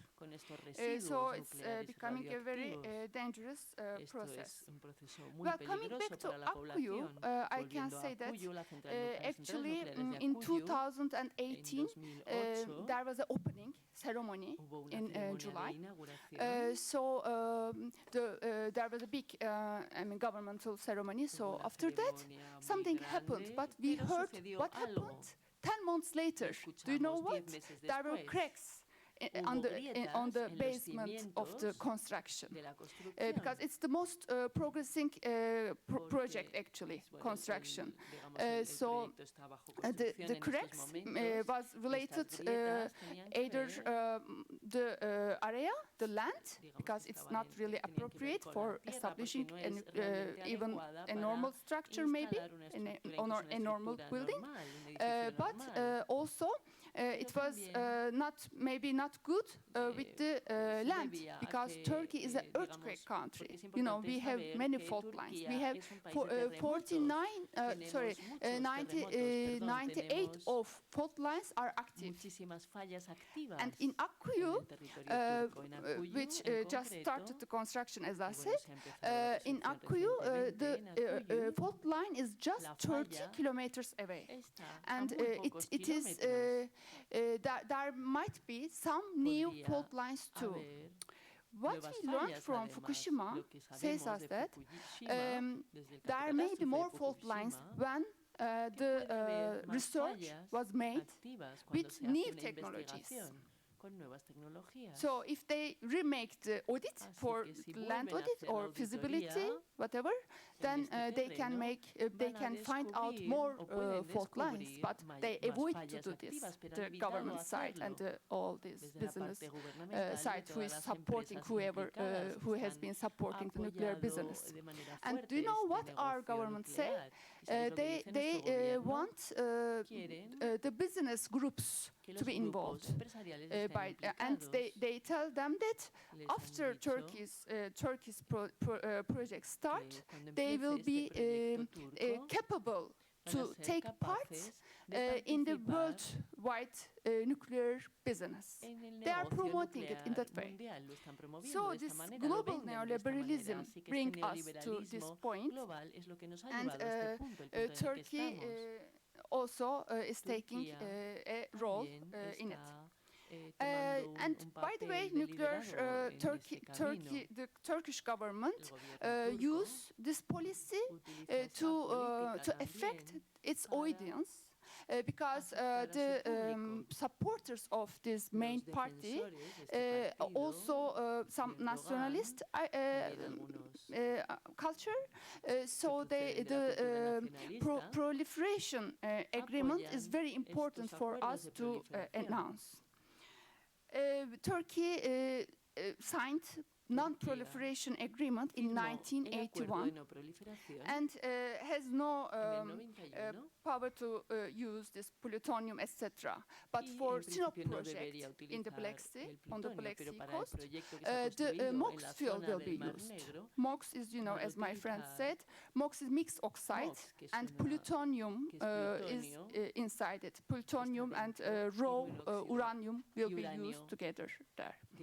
So there are many issues, and Turkey is now uncontrollable with the governmental agreements. So we must get united, we believe. So as neighbors of Mediterranean, let's gather our power. Thank you for your patience.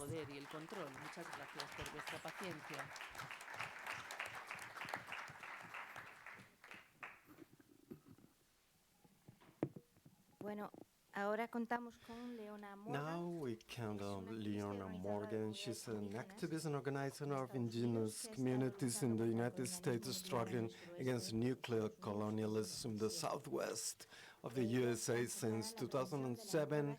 She is concerned about the prevention of new uranium mining and the transportation of radioactive waste. Gracias. I will first introduce myself in my language. Yat she Leona Morgan in Shia, Torich in Shletsena, Bitney Bashichin, Kia Ani Dashe, Toglin in Dashanella, she Dinet San Shle, Ado Beldid that's in the Shugan. So I just first wanted to say thank you for inviting me to be here today and to share my talk with you.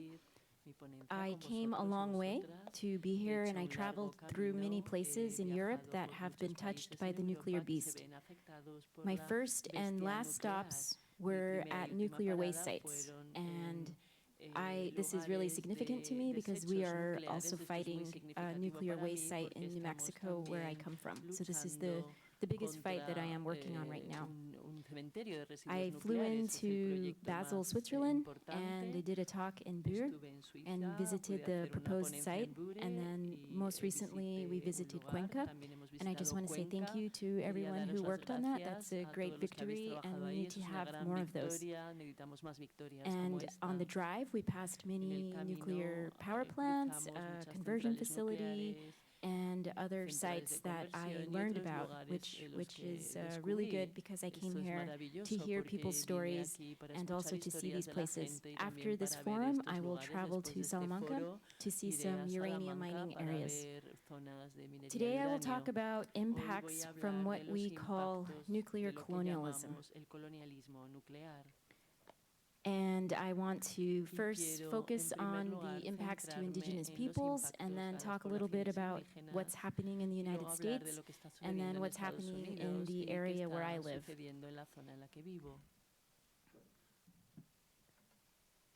I am Diné. So my people, we call ourselves Diné. You might have heard of a tribe called Navajo. This is the word that the colonizer has used when they were colonizing our country. So this is very common when a colonizing entity is oppressing other people. They change the names of places and people, and they try to assimilate and change the culture of the people. The first thing that happened in the United States was this institutionalized racism, the attempt to kill all of our people. So genocide was part of the federal policy of the United States. So genocide and removal of our people were our first encounters with people from the West. And our people, Diné people, we are from what we call Diné Pequea. Diné Pequea is what we call our lands and our language, and it is within the 4 sacred mountains. So you can see on the slide in the current occupied lands of Arizona and New Mexico. We, as Diné people, believe this is our home, this is where we came from, this is where we live today, and where we will continue to live. And the 4 sacred mountains, right now, if you can see on the map, there's a orange area. This is what we call the Navajo Nation. So our people have a government that is modeled after the Western system of the United States. So the Navajo Nation is the government of our people, which is completely different than our people how we lived traditionally. So as Diné people, we had our own language, our own system, our culture, and our way of life before the United States. So today, this is what people know as Navajo Nation or the reservation, but the area that we're concerned about is all of the places within the 4 sacred mountains. And our Navajo Nation does not have jurisdiction over the 4 sacred mountains. And the reason I talk about the 4 sacred mountains is because these are very special places, and we have not just these 4 mountains, but other sacred places and sacred entities, sacred elements, and this is something that is common with all indigenous people. So indigenous peoples all over the world have places that they are tied to. As a part of Mother Earth, we believe our cultures are tied to the land, and it's really important that we remain in these places. And so this is something that's a great concern to me when we're fighting things like uranium mining, because when these sacred places are contaminated, it can really impact our way of life. And the sacred mountain in New Mexico is called Tzotzil, so it's here. Yeah, this is Mount Taylor. There was a lot of uranium mining that occurred on this mountain, and some of the uranium was used for the nuclear weapons that were used in Japan. And so it's a very sad thing for me to know that one of our most precious places was used to kill people on the other side of the world. And this is a picture of Mount Taylor with the snow on top, and it's sacred to the indigenous peoples in the region. And many places that are sacred to indigenous peoples also have uranium mining.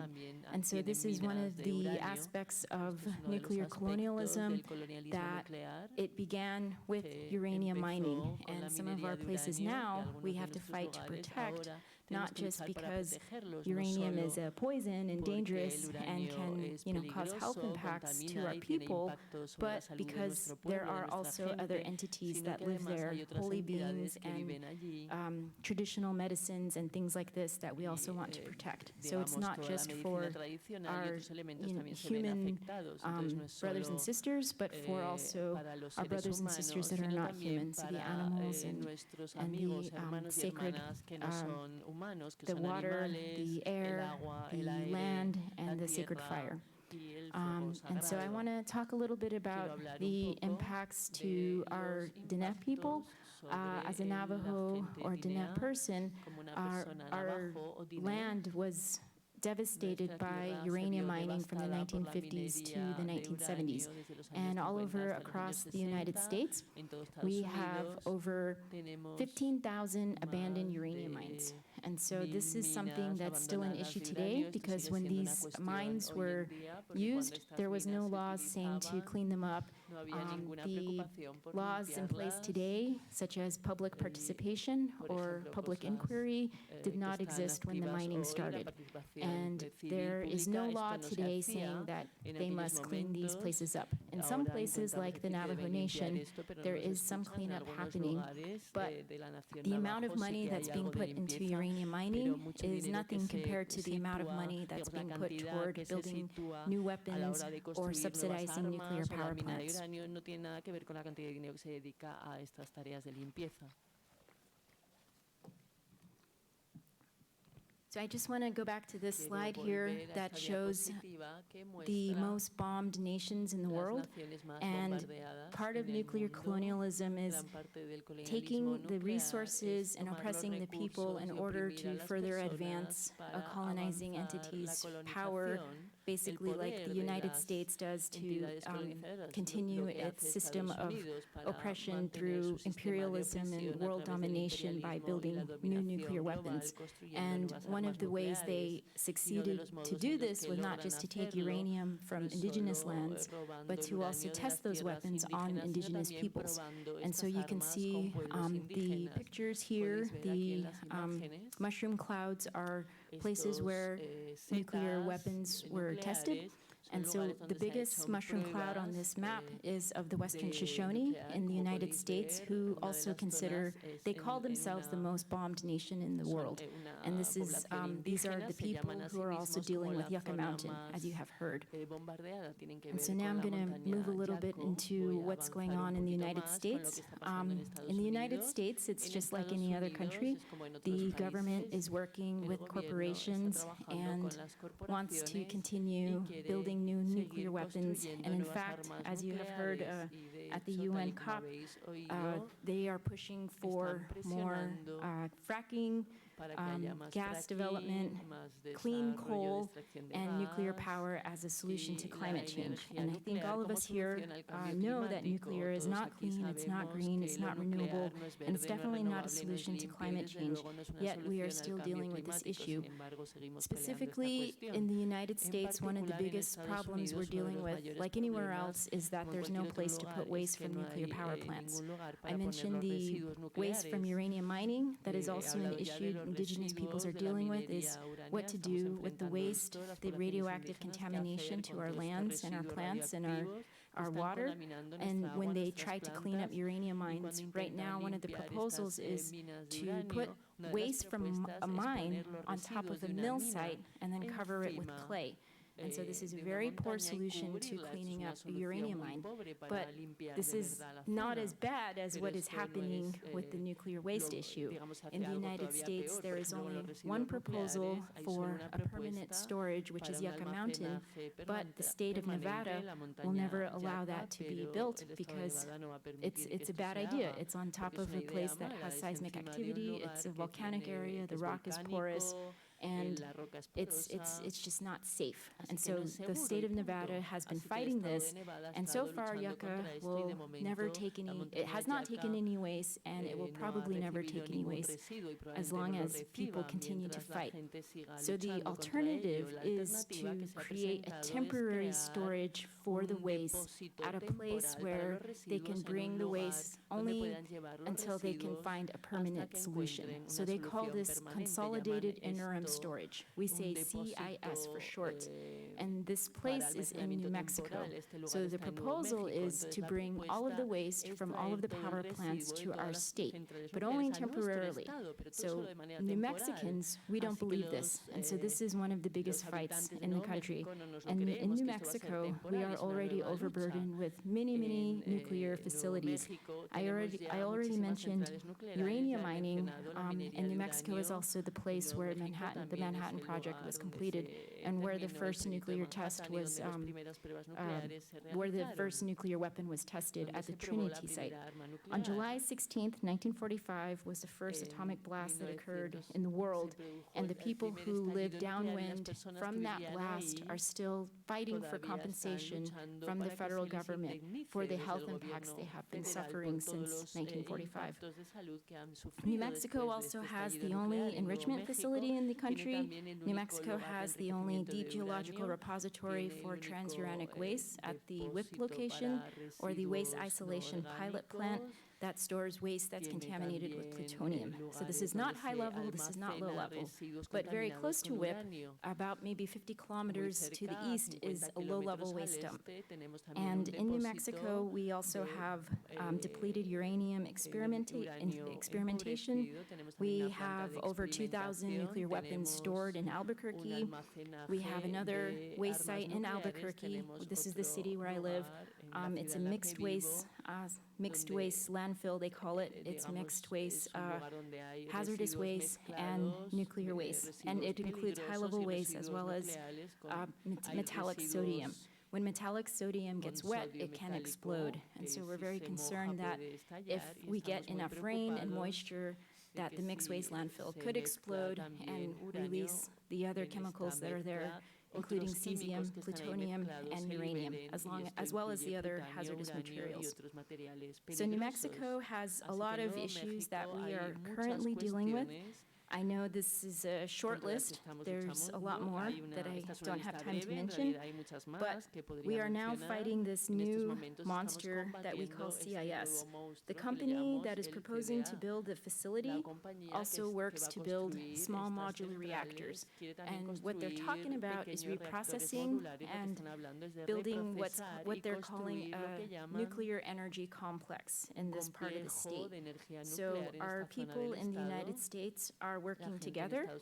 We have a national coalition of folks who are trying to push for decommissioning of nuclear power plants. We're trying to stop new nuclear power plants, and we're definitely keeping an eye on Yucca, but the real focus right now is this centralized interim storage. I can talk more about it if you have any questions, or in the workshop that I will present tomorrow. So the most important thing, I think, for all of us here is to realize that these things that we're working on are very important because the government is not doing anything to solve this problem. And so this is a slide that we prepared to do education to the people. So just like my colleague here said, it's very important to talk to people, to talk to young people and do education.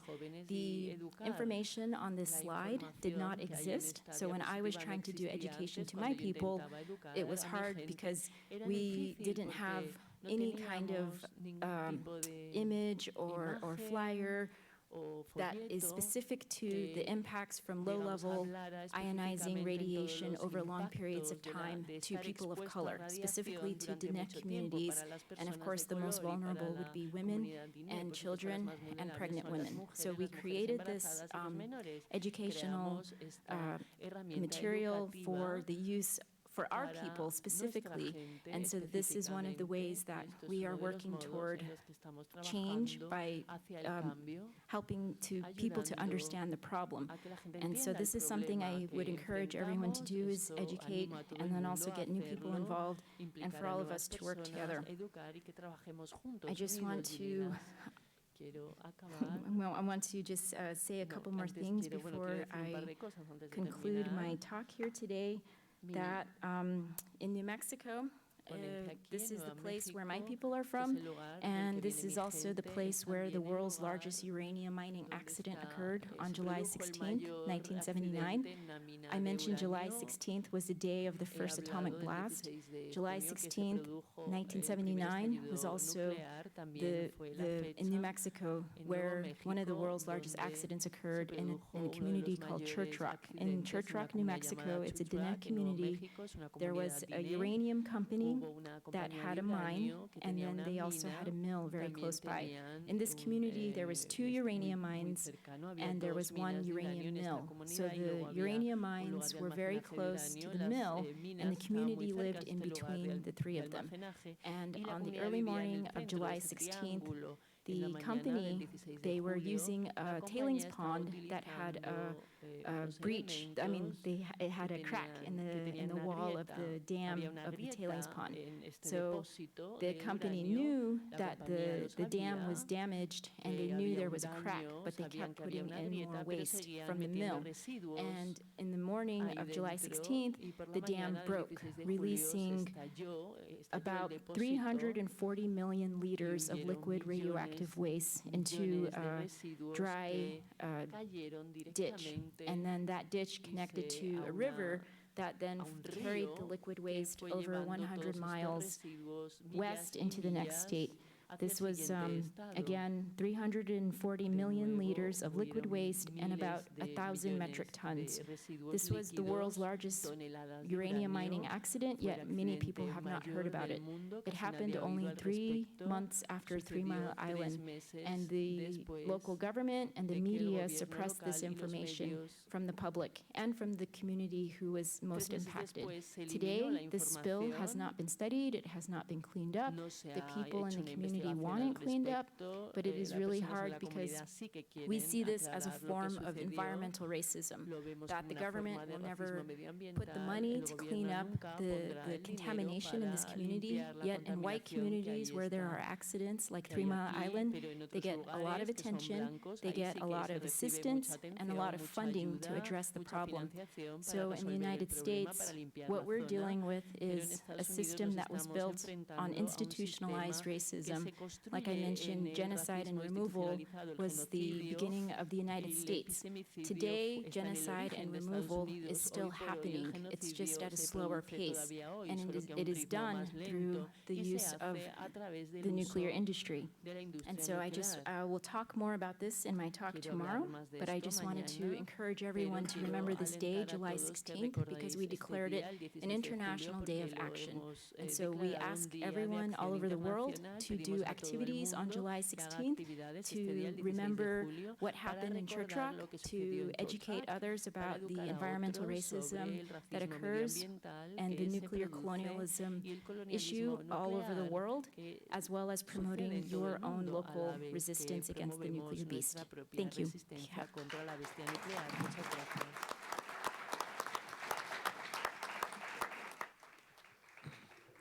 Thank you. And we're closing today's panel with Nuno Sequeira, Vice President of the Regional Core of Caucasus and a member of MIA Portugal. Hello, everybody.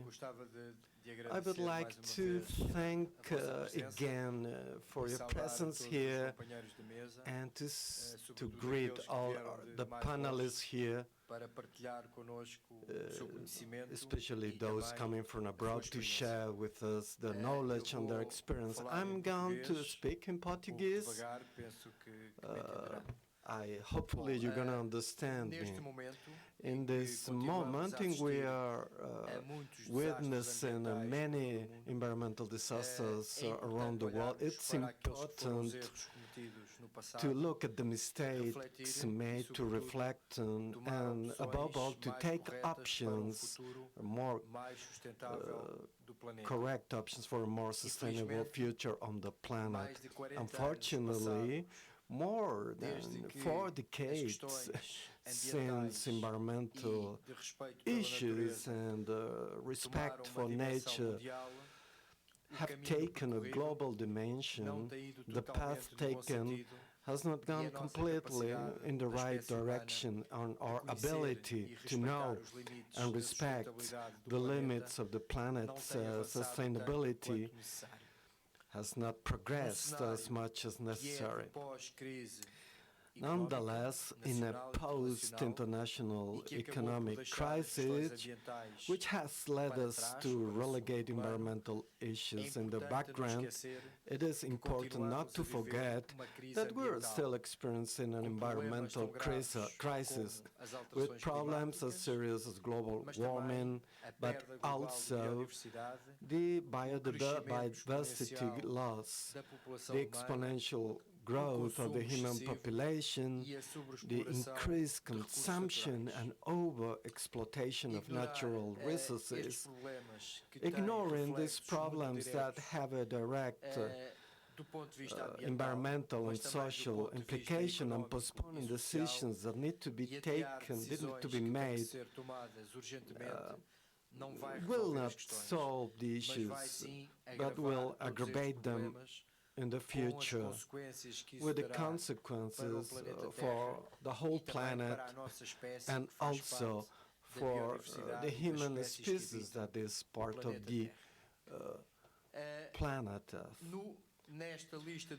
In the list of these problems still to be solved at the global level, there is also the problem of nuclear power. Over this and throughout its 33 years of environmental defense in Portugal, CACUS, the association that I represent has always considered that it was fundamental to look at the whole cycle of the nuclear power so that we can better understand why the rejection of this form of energy production happens. Indeed, nuclear problems begin early with the uranium explorations, usually in the open, which cause a number of negative environmental impacts such as pollution of soils, water and air, and as well as serious health problems. In human populations in Portugal, we don't have nuclear power, we don't have exploitation of uranium, but these problems show up. There is no new building of nuclear power plants. All governments have refused and have said that it is not an option for Portugal, but the exploitation of uranium shows up.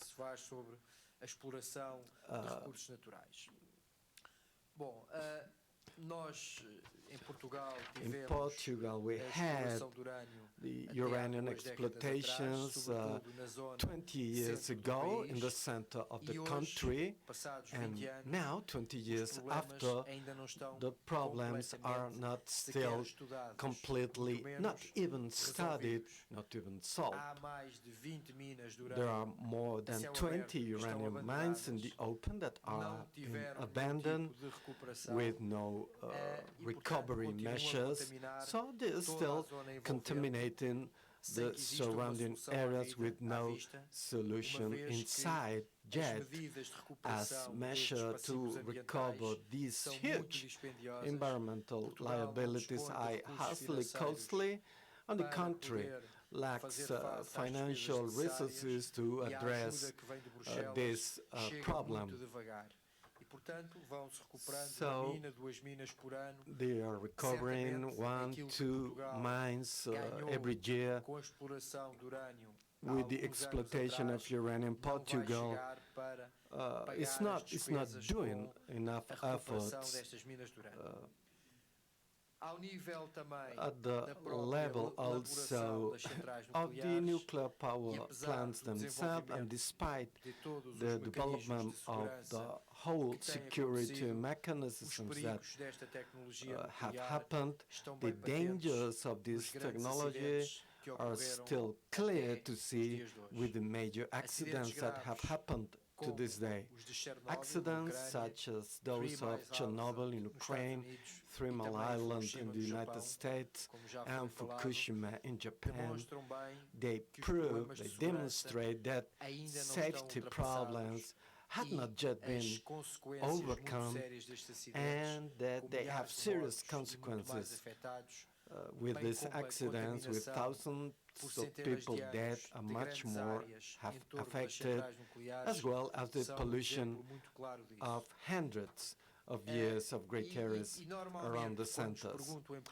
When in Portugal they say whether Spain and Portugal, if they are ready to deal with nuclear accidents in Spain, Almaraz power plants, we may say that no country is ready for a nuclear disaster. The three major accidents that happened in three of the more advanced countries about nuclear, and they had huge impacts. The destruction was so huge that this proves the risk of investing in this technology. It doesn't compensate no country. No country could be said to be prepared, to be ready to deal with a nuclear disaster.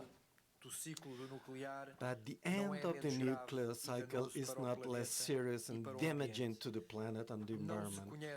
Actually, there is no stable and safe destination for nuclear waste produced by the activity, since the waste produced remains radioactive for hundreds of thousands of years. Nor is the invoice, the cost to pay for this still known. Nuclear wastes are hence a heavy legacy, a heavy burden that we will leave for the coming generations, an unconscious and responsible inheritance for the people on the planet Earth.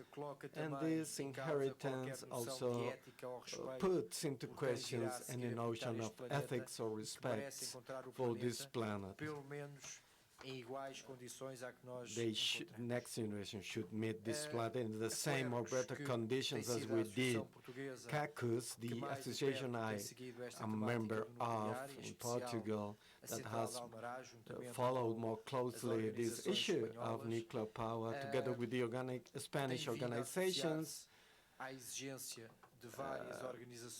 is linked to several national European organizations against the nuclear power plants, and especially the Almaraz Central. There will be a discussion tomorrow about this power plant against uranium mining. But I would like just to say that this site is located in the very near to the border with Spain, and it is a threat to the whole border region, Iberian region, after its life period of 30 years. Nonetheless, some 10 years ago, the Spanish government, in an economic crisis period, they didn't close, and they prolonged in 10 years its period of activity. Until the year 2020, and despite all the accidents that have happened, the firm holding of firms exploiting Almaraz are ready to prolong its period against our worst expectations. It would even go until 2030, which is unacceptable for us. Indeed, after the Spanish government gave its assent to the project submitted by the consortium Iberdrola and the Naturgy, which operates the Almaraz nuclear power plant, to execute and set up an individualized storage of nuclear waste near this plant. And since the companies already have submitted a request to postpone the closure of the plant, it is to expect that the Spanish government could give the authorization for the plant to continue to operate for another 8 to 10 years, thus constituting Almaraz as one of the greatest dangers for the whole Iberian Peninsula and the European continent. For us, as Portuguese, it is clear that the governments dealing with this problem are showing great passivity beyond the fact of the dependency from the point of view of economic issues towards Spain, and the European governments are not battling the Spanish government. Portugal has to say that they have to be consulted about everything related to Almaraz, and above all, the Portuguese government should say very clearly to Spain that they don't want this power plant operating after 2020. We may admit a period of 2-3 years for the plant to have some dismantled plants, but not beyond 2020. So this should be one of the conclusions that may come out of this forum. More recently, Spain a project to open an open pit mine for uranium has emerged next to Retortillo, 40 kilometers away from the border. Portugal wasn't consulted about this project that is a threat for the whole peninsula, similar to the case of the construction of individual storage of nuclear waste near the Almaraz power plant. The Spanish government ignored the rights of Portugal and its populations. They didn't consult the Portuguese population. Hence, we deemed necessary that the Retortillo mine process should be reversed, and that the cross-border environmental impact assessments should be carried out to protect the rights of the citizens of Portugal and Spain, and that at the end of the process, the Spanish government should not give authorization for Retortillo. There is no doubt that these positions should be legitimized and supported by all of us and have the full support of all citizens of both countries. So we think that this meeting, we should go on holding them because they are very important to increase the rejection of uranium exploration, energy power, and Almaraz. We know that we are living in a society that is more aware about the threat of environmental issues, so it is essential that we all remain proactive and become involved as citizens in the defense of natural resources, because only this way we can continue to be strong in the claim to close nuclear power plants because of all the risks they entail, and at the end of the option for nuclear fission, which is contrary to the precautionary principle and is certainly not a future energy solution due to all the impacts to the environment and on the quality of life of population of our planet. Thank you so much. Gracias, Nuno. Thank you, Nuno. Vamos ahora so it's time for questions and no tenemos mucho tiempo. Answers. We don't have much time, so please, I ask you to be brief in your questions or remarks. Please, you shouldn't use more than 3 minutes, otherwise participation will be low. So, who wants to be first? Bueno. Sí, claro, para eso es, para las preguntas. Necesitamos que utilice el micrófono para poder hacer la traducción, por favor. Damos el micrófono. Please tell him to use the mic. Espera que te vamos a pasar un micrófono porque está allí.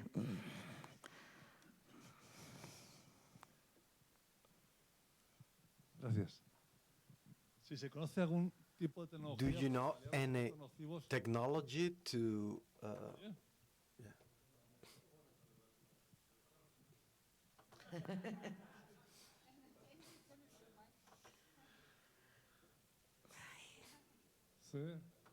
Sí, ahora sí. Sí, ahora.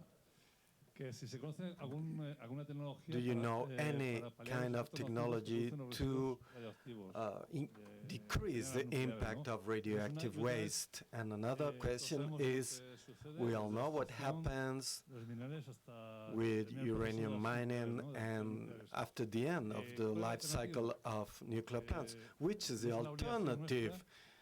It's not our obligation or duty, but we must say that this is wrong and that there are other alternatives of energy sources that are not so bad. Which is the alternative to nuclear plant powers?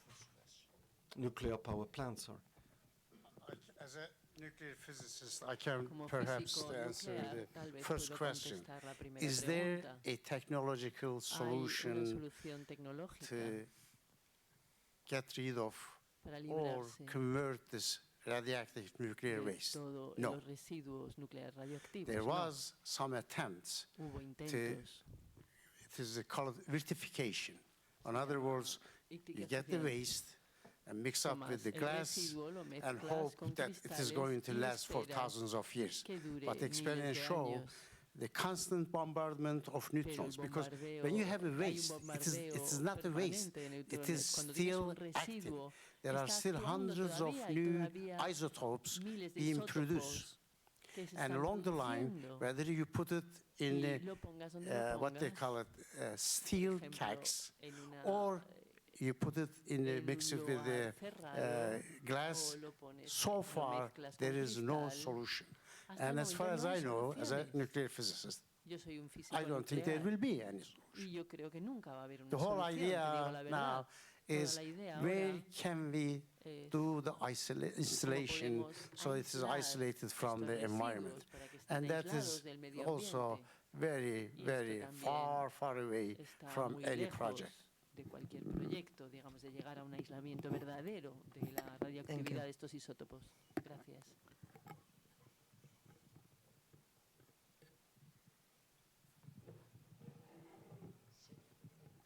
Sí.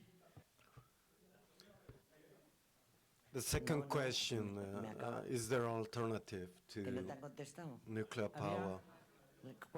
Is there alternative?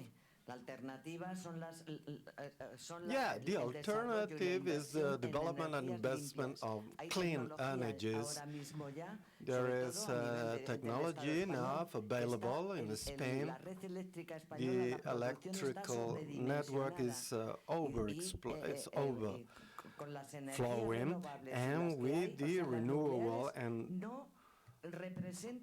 nuclear power is just a small share of the whole production in Spain, and they are not relevant. We may get rid of them.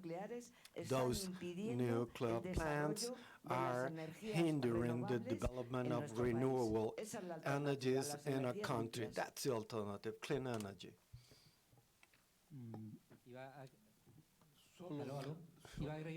I would like to add a brief remark. We're going to speak tomorrow about energy transition. Many times they spend energy uselessly. I think that it's true in the case of Spain, but for the whole countries. In France, we have research into this field, and in my region, West France, we know that we may save 50% of the energy we consume just by saving.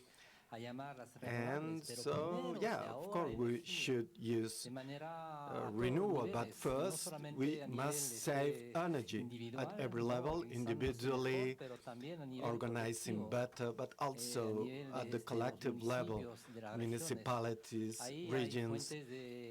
There you have sources of savings that are huge. One more. As you remember, I mentioned about the Japanese example. As he mentions, that especially in Europe, and when the Fukushima blew up, I was accidentally in Istanbul. There was a national Japanese TV came, and we discussed. They asked me, what do you say to Japanese people in the light of what happened in Fukushima? I said again, conservation, conservation, conservation. And I said, if they cut the half of those big lightnings around, you can see from the space to Tokyo, Osaka. I said, just cut half of it. Just to cut half of it, you don't need the nuclear power. And that's exactly what happened now. Since 8 years, they learned how to save the energy, and Japan is now, I think, third after Spain and China in renewable energy. It just happened in 8 days. I mean, 8 years.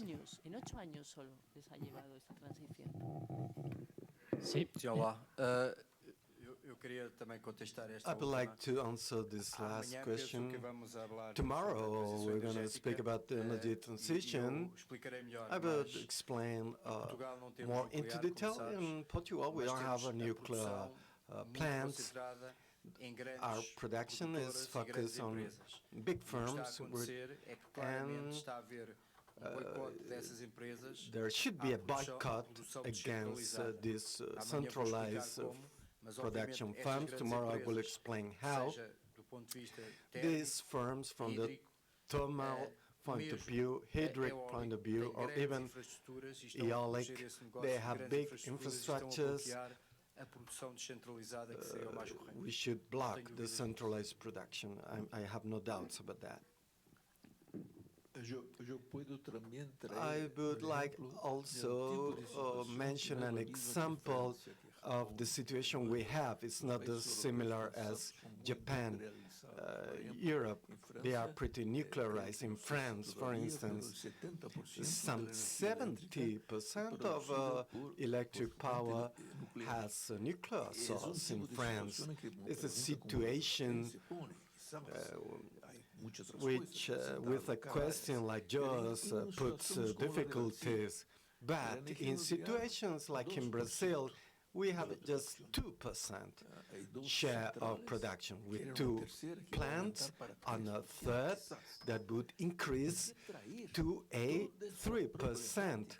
Why do they bring these enormous risks and catastrophic threats with a new plant, and then the whole problem of the already stored waste? They don't know where to place it. It's a big problem. Why start again when you can have different sources? In the Brazilian case, solar energy, eolic energy, wind energy, it's already substituting, replacing. You just have to fix the systems. It's more than 3%. This is for countries that rely a lot, it's difficult, but for Brazil, this is such a crazy idea to introduce further nuclear plants. These are like bombs of production of waste and plutonium, like somebody said. So, thank you. Muy bien. Well.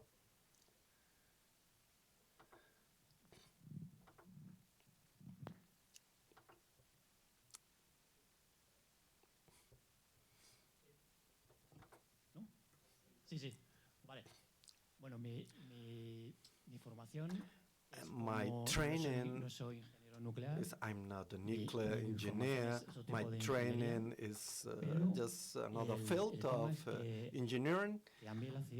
But to me, the Chernobyl accident really was a shock to me. And after that, I started to learn about nuclear power. And I have learned about the kinds of reactors, what the nuclear industry says about waste, reproducing reactors that produce more fuel than they spend, and the whole nuclear problem, but mostly nuclear accidents. So my question is, throughout this time, I realized about the danger after Chernobyl of radiation, ionizing radiation, and its effects on human beings.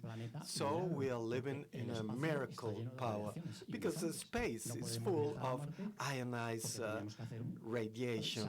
We cannot travel to Mars because we should build a lead ship. Otherwise, we cannot protect the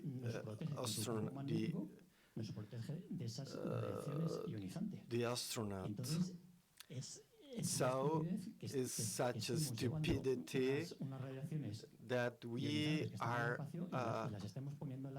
placing these ionizing radiations on Earth because of the danger to life they imply. So my question is, the meaninglessness of using this because of the danger on population, is this due to a lack of information, of training? So the solution to this danger wouldn't be the training, the information of the citizens about ionizing reactions, about the energy of the atom. What do you think? Is it about information, about training? ¿Queréis alguien contestar? Does anybody want to answer this question? Bueno, yo te voy a dar mi opinión. My opinion, of course, it's a lack of information. But the Spanish society is mostly against nuclear power. The polls say that they are against, the majority is against. That's the postponing of new plants was, this decision was made after the Harrisburg accident and the huge mobilization that happened in this country during the 80s. At the beginning, during that period, the majority was against, and afterwards the media wouldn't speak about it, even though they're all the time, you have accidents everywhere. In these old plants, in Vandellós, for instance, there are water leakages, and it's been stopped for 2 weeks now. And do you listen to anything about that in the media? No. But, well, may I answer this question? No, just to say that this issue of information awareness is key. I'm speaking of Brazil. The nuclear lobby in Brazil has brainwashed the people about the fact that electricity produced by nuclear plants is the cleanest, cheapest and richest way of producing electricity. The youth say, no, it's... even the younger people say, why are you against? It's cheapest and safest. It's not true. This is because of the propaganda. About the ionizing radiation, people, they don't know what it is.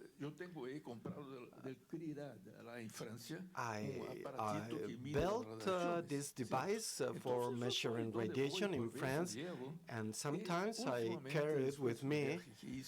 And in a trip I did to Cordoba, I carried the device with me during the flight, and there is some 0.1213, and in the plane from Paris to here is 2.32.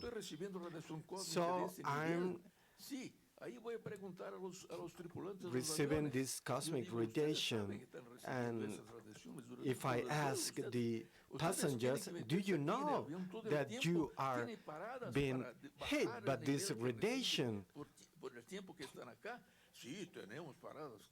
Do you have some stop to decrease the radiation?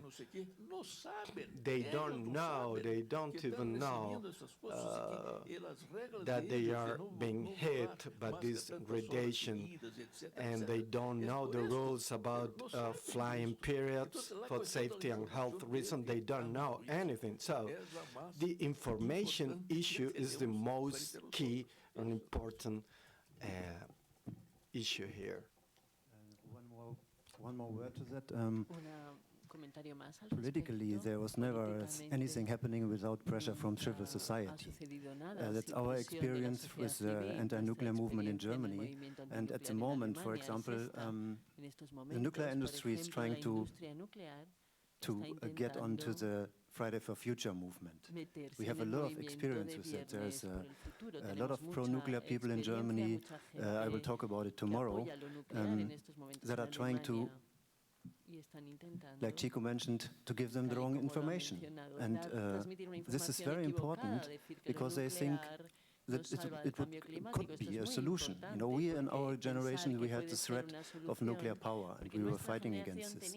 For the younger generation, it's now a threat of climate change, and there are some people that present nuclear power as a solution. And so this is our duty, our very important duty, to inform the younger generation about it. That's what I think.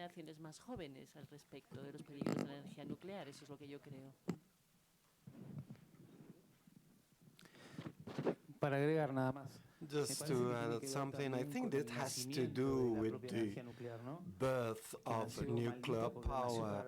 It was damned because it was born out of the bomb and of the secret that nuclear lobby has an influence on energy agencies throughout the world. This is an example. When the Fukushima crisis happened, the Prime Minister of Japan, now Tokano, himself said that he said that there was this nuclear village so powerful they could influence some public servants, ignore people, blackmail people. Even a prime minister said this. So this is the great battle ahead. The lobby has an influence on the media because it's linked to war, to the military. So you cannot get rid of them. So that's the key. How do we link that so-called peaceful nuclear energy that was born out of the most secret scientific project, Manhattan Project, and that's where we are. Still there. Yes, as an addition, I would say nuclear lobby wouldn't be successful unless they told lies. They must say it will be an employment opportunity. For example, in Turkey, in Sinop, the government has not been investing in that city for years, for decades, and now they are promoting nuclear energy as an employment opportunity.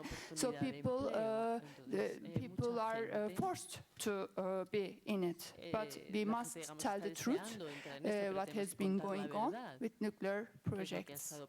Yeah, so Turkey has no nuclear technology, and think about the language problem. Japanese will establish one, Russian will establish one, and then Chinese maybe. The oral declared one is in Lada by it may be by Chinese. So it will be like United Nations of nuclear in my country. So it's not possible to create an employment opportunity with that kind of new technology for Turkish people who has no knowledge also about nuclear. Turcas que no tienen una formación adecuada al respecto. Just to add, it's very important to know that nuclear accidents will occur. It's not something we can avoid. It's a question of, it's not if, it's when and where. And for our people, we already know the impacts from uranium mining and of course the Trinity explosion. For the work that I do, one of the things that we find, one of the things we started is a radiation monitoring project. And so for us, everyone here, everyone who's concerned about nuclear should have a Geiger counter and should be doing monitoring of their communities. I think it's imperative that people know what is the background level of radiation in your community, because if there is an accident, you need some proof of what was the levels before the accident. So this includes sampling water and soil and plants and whatever you can afford. But I think it's important to know that we are all here to prevent nuclear accidents by stopping the nuclear industry. But in our community, one of the things, because the nuclear, everything nuclear was born in secrecy, that's part of how it all started, and the language that's used by the government, it's designed so people will not want to learn about nuclear. So it's important for us to make it simple and easy, and if possible fun to understand, to get involved and to learn about it, because when we talk about the temporary waste dump in New Mexico, the transport that would be used from all the nuclear power plants is the train. And when the railroad companies found out about this, they did not know what the impacts from the radiation would be, and they came out publicly saying their workers are not prepared, they're not trained, and also the train tracks are not even ready for this type of transport. So education is important, training is important, but the idea is prevention.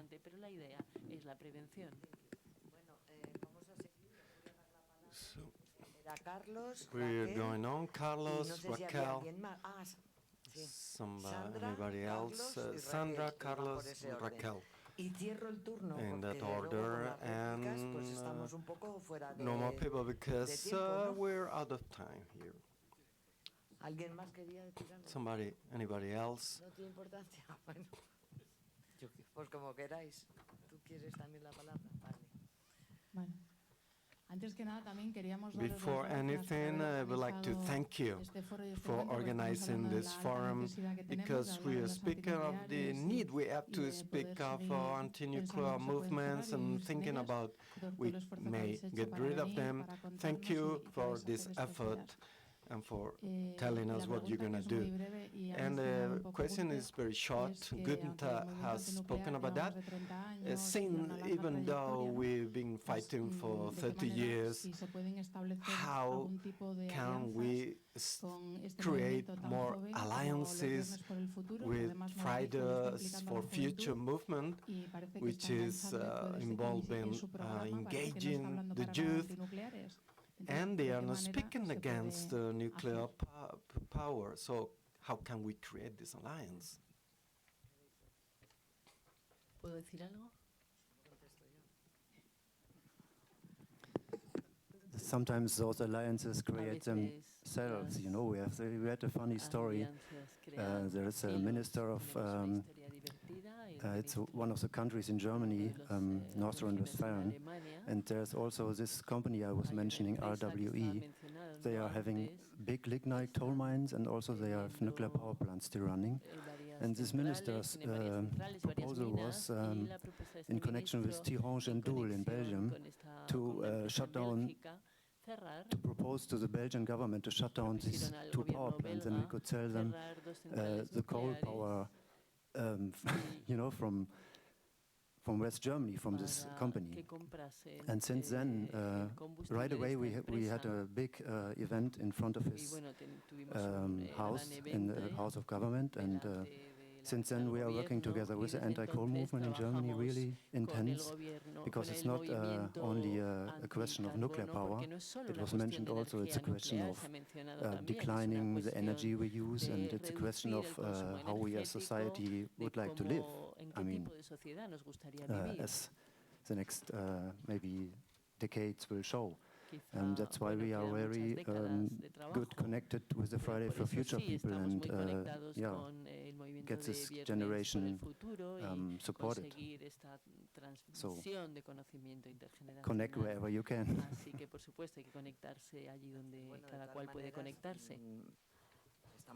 Anyway, we're working with them. There is a platform here that is meeting 2020 Rebellion for Climate with all kinds of collectives throughout the Spain, Extinction Rebellion, and the Youth Fridays for Climate.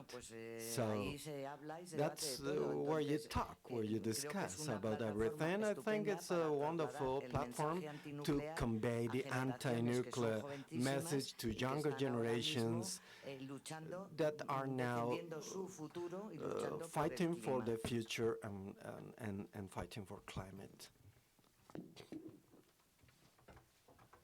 About climate crisis, I would like to add, we know that there are some, we must think that there are some new risks in the world for nuclear power plants. Fukushima showed us that the tsunami, after earthquake, there was a tsunami. Okay, in the Fukushima nuclear power plant, the most effective factor was earthquake. The meltdown happened when earthquake came out. But tsunami shows us that in the future we may have some thunders or tsunami or such kind of climate crisis related big events, and they are much more risky for nuclear power plants. We had Irma experience. Remember that in US last year, I think, Irma and Harvey big typhoons caused a dangerous situation for the nuclear power plants, and civil society begged their governments to close, to shut down them off. But they didn't accept it. Instead, the owners of the nuclear power plants, the operators, I mean, they insisted on working them in order to prove the society that even in that time, in that thunder situation, nuclear power plants can be working. So they created another risk by not stopping them. Yeah. So in the future, the nuclear power plants should be considered with new risks. Yeah. So we must tell this to society. En las centrales nucleares en el futuro, y esto hay que transmitirlo a la sociedad. The floor is to Bernard. I'm going to answer two questions then. Just would like to say about the last questions, the joining forces with the youth, every time it happened, we got close to the youth, saying that also the air you breathe has this tendency to get heated, and it also carries always more radioactive elements. It's also about the quality of air, the water we drink, and the youth, they understand that very well. And we try to engage with them in the marches because we don't want any intergenerational conflict here, because they may say, you've been using that energy and what is left now? What should we do? You don't have any real solution. So we must struggle together with them to avoid further pollution. That's obvious. So in the panel, everybody, this banner says it, because we don't need electric energy for everything. In life, we must use energy otherwise, differently. So to answer the question about awareness, just two brief remarks. First, 30 years ago, in my village, with my comrades, we had to face a nuclear dump project. The people were peasants, they didn't know anything about radioactivity. The state agency showed up with beautiful documents. There will be no problem, we're gonna use the steel cylinder for security. They didn't explain the consequences after the years about these containers. The radioactivity could reach the water and pollute the food chain. They never explained that. So some of us, veterinary, my friend veterinary, myself as a physics, I made a tour of the villages with a measuring device for people to listen to the disintegrations, because that's the difficulty, because you cannot see, you cannot smell radioactivity, it's not easy to see. So we must use tools, specific tools for the public to understand. Of course, there was a movement, there was a struggle, the project was refused, but now, 30 years after, the same project is being promoted by the government elsewhere in France, with the same problems, with no new solutions, and we are still fighting against that with the help of these measuring devices. But it's not enough. In my small collective in the west of France, what we are currently doing is measuring the tritium in rivers, because we know that even without accident, a nuclear reactor emits tritium, not just tritium, many other elements, in huge numbers. And last week, in a river, we have measured 15 times the normal rate from former weeks. Something has happened.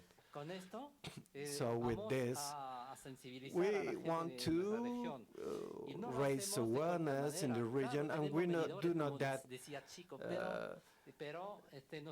we use devices, like Chico said, we do water tests, we send it to the laboratory, because in France at least we have two independent laboratories, independent from the nuclear lobby.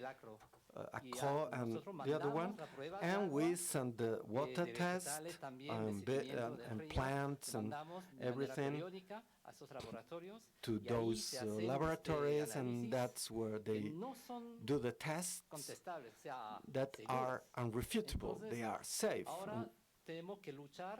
So now we must gather funding to allow this test to go on. So I was advising my comrade Christian that lives in Argentina next to a reactor to do the same work, it's costly, but it is worth, because that would explain why in the repression in Bas they found three-eyed fish. There should be a reason for that. So we must gather evidence, and that's the way we will raise awareness. Anybody knows what the tritium is? I'll tell you what it is. It is an isotope of a hydrogen. When it is released into the atmosphere or leaked into the water, our body, for millions of years of accustomed to in the air, H2, that's the typical hydrogen, 2 hydrogen. But when you release the tritium, which is a very aggressive electron emitter, and it lasts 12.3 years. Our body doesn't recognize whether the air you are breathing has a 2 hydrogen or 3 hydrogen. We don't know. We are not involved. And if it is in the water, or if it is in the milk, if it is in your vegetable, our body again doesn't separate H2 with H3. And that is very, very big problem now all over the world. And a tritium release over 1 year in a 1 megawatt typical reactor is 1,000 times more than all the isotopes that has created in 1 year time.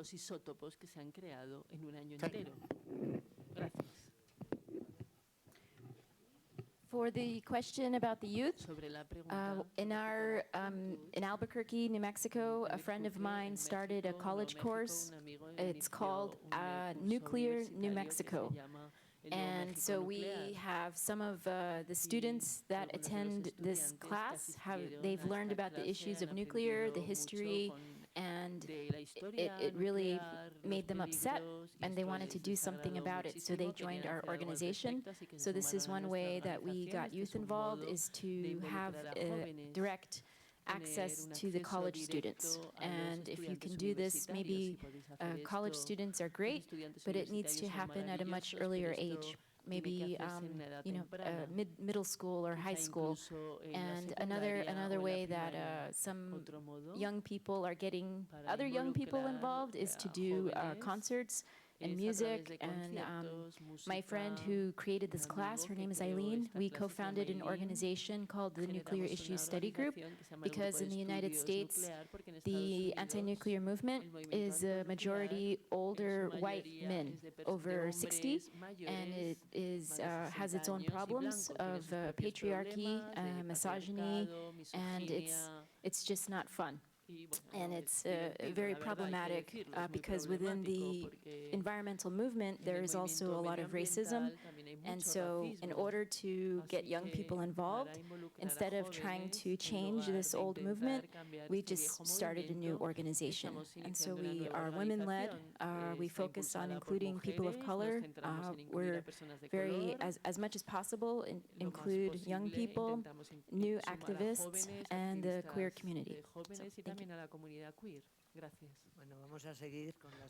So, new questions, please, Carlos. Sí. Buenas tardes. Lo primero que quería... Good afternoon. Sorry to Leo and Günter because they were in Cuenca, and I couldn't meet them because we weren't in Cuenca, Leona and Günter. Sorry. Hopefully you were comfortable in Cuenca and welcome to our country. It's been said that nuclear disasters are a problem. There always been a problem. Well, we have the problem of waste. Regardless of the fact of whether there are new accidents, we will have to deal with those waste for hundreds of years. I think this is the greatest environmental threat now and in the future. Paradoxically, what we are witnessing, and we were speaking about that, I was participating in the struggle against the nuclear dump in Cuenca. We weren't able to be present in the political agenda. So my proposal for here, tomorrow, is that we should act.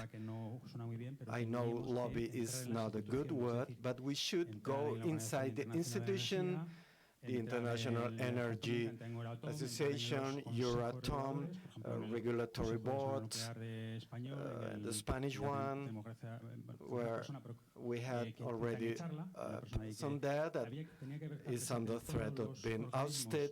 We should be present in all regulatory bodies about nuclear energy, because the pro-nukes are a majority there, so we should be able to get in. And a specific question for Leone, the Yucca Mountain. We were thinking that it was a stop project, but I read that Trump wants to start it again, this great storage facility.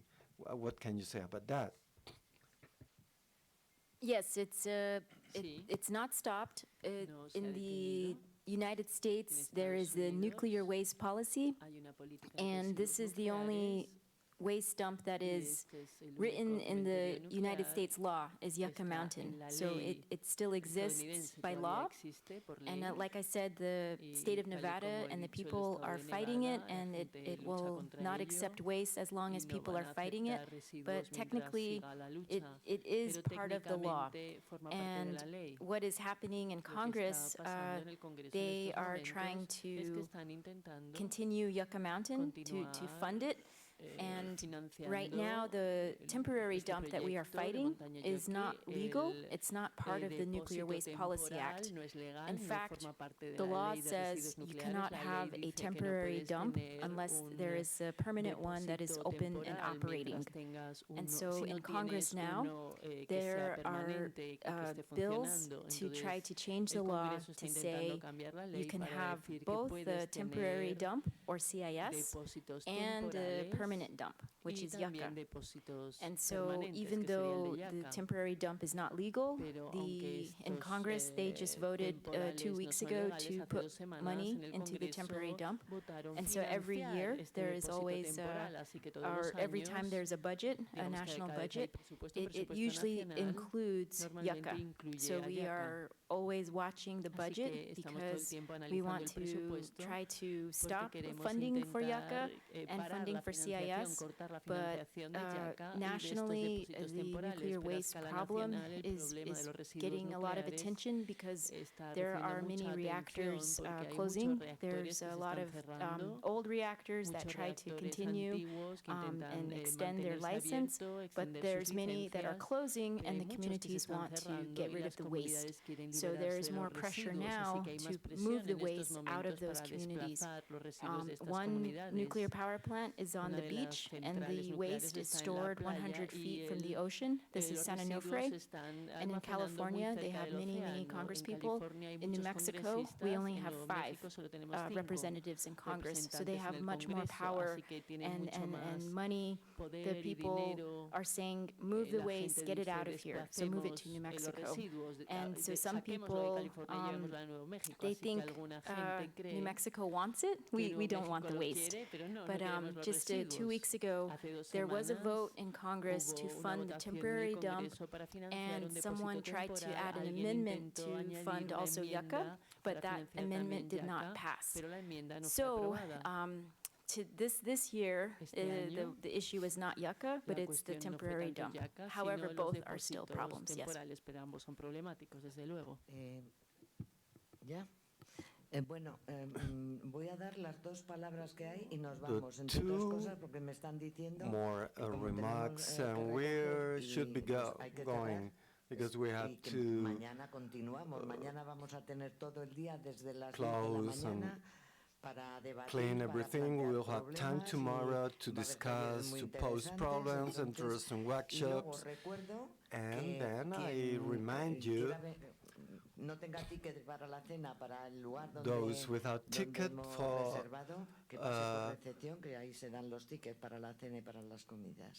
lunch and the rest of meals, you should have your ticket. Raquel?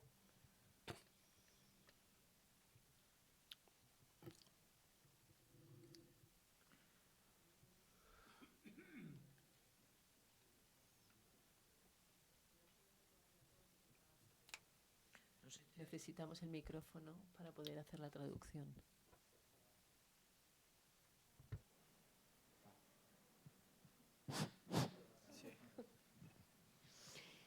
Well, I was saying that thank you to everybody for your wonderful presentations.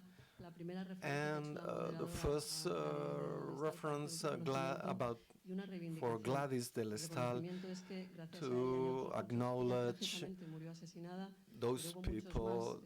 She was killed, but many other people during the dictatorship in Spain, where they wanted to install 38 nuclear plants. Only 10 were installed. I want to remind Mario Gaviria, Gladys, Peche Santa Marias, activists in Galicia, and many other social movements. And after said that, in Lemoyne there was another factor, ETA terrorist group using the violence as a mobilization. As a Greenpeace representative, I'm against all that, and I would say that any civil movement should always use peaceful means. And also, after listening to you, we must to end of thousands of nuclear warheads, nuclear reactors still operating, rivers and ground and soil that are polluted. The task is so huge, but I want to be positive because we had lots of nuclear warheads, we now have less, and the nuclear industry also is declining. They also have problems, and I would like to speak about that. Since Chico entered into activism with 80 years old, I'm so amazed. We went from some 400 to some 23 less. There are always less reactors. I could give more numbers. In China, they have installed some 45 gigawatts, half of which are renewable, and little nuclear plants. And now some questions. I'm going to name the people I want to answer specifically, just with the goal of just one people per question, so we don't use so much time. In the case of China, they are not just funding projects for Brazil. In the case of the UK, Hitler Point, EDF, they have China behind. In Argentina, you have also China behind. Since they are not installing power plants, which is your opinion about this? Which is the geopolitical analysis would you do about these bets? This is for Chico. And also, Areva is bankrupt and had to be bailed out, and now they face a very fucked up situation because the dismantling of the reactors or the updating of the set of reactors in France, who I am gonna bail out? The question is for Bernard. How do you like this issue? Where do you see the black spots? Because the the nuclear industry has lots of them. What's the problem with there are huge global threats against the world climate change. United Nations in '92 created a board about climate change, the great threat about biodiversity. We have the Biodiversity Global Convention, but the United Nations, there is another body, International Organization of Atomic Energy, that does the contrary. Its mission is to defend nuclear power. That's where maybe the problem is. We should even scrap it or change its foundational principles. And I don't know whether the Fridays for Future, the younger people, maybe we're not so young anymore, may push along those lines. Germany, one of the key issues is that they are grabbing as a perfect alibi to the defense of climate change. This is so clear that the International Energy Agency saving their ass. They explain that it is not a competitive energy, so states should bail it out because they're gonna be useful for climate change. And since you are in that campaign in Germany, maybe there is some hope that the Greens are now the second force in the European elections.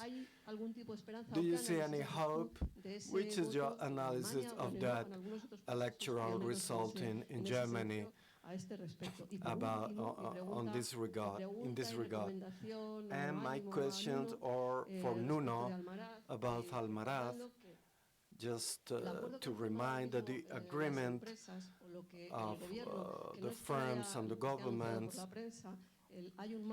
there is a frame in the National Plan for Climate and Energy where they say that nuclear plants may use in between 2025 to 2035 is not something that allows for compensations. But if they get the license from the government, I'm optimistic because there's still room for struggle. And the agreement between the electrical firms is just saving Endesa's ass because they have accounting problems.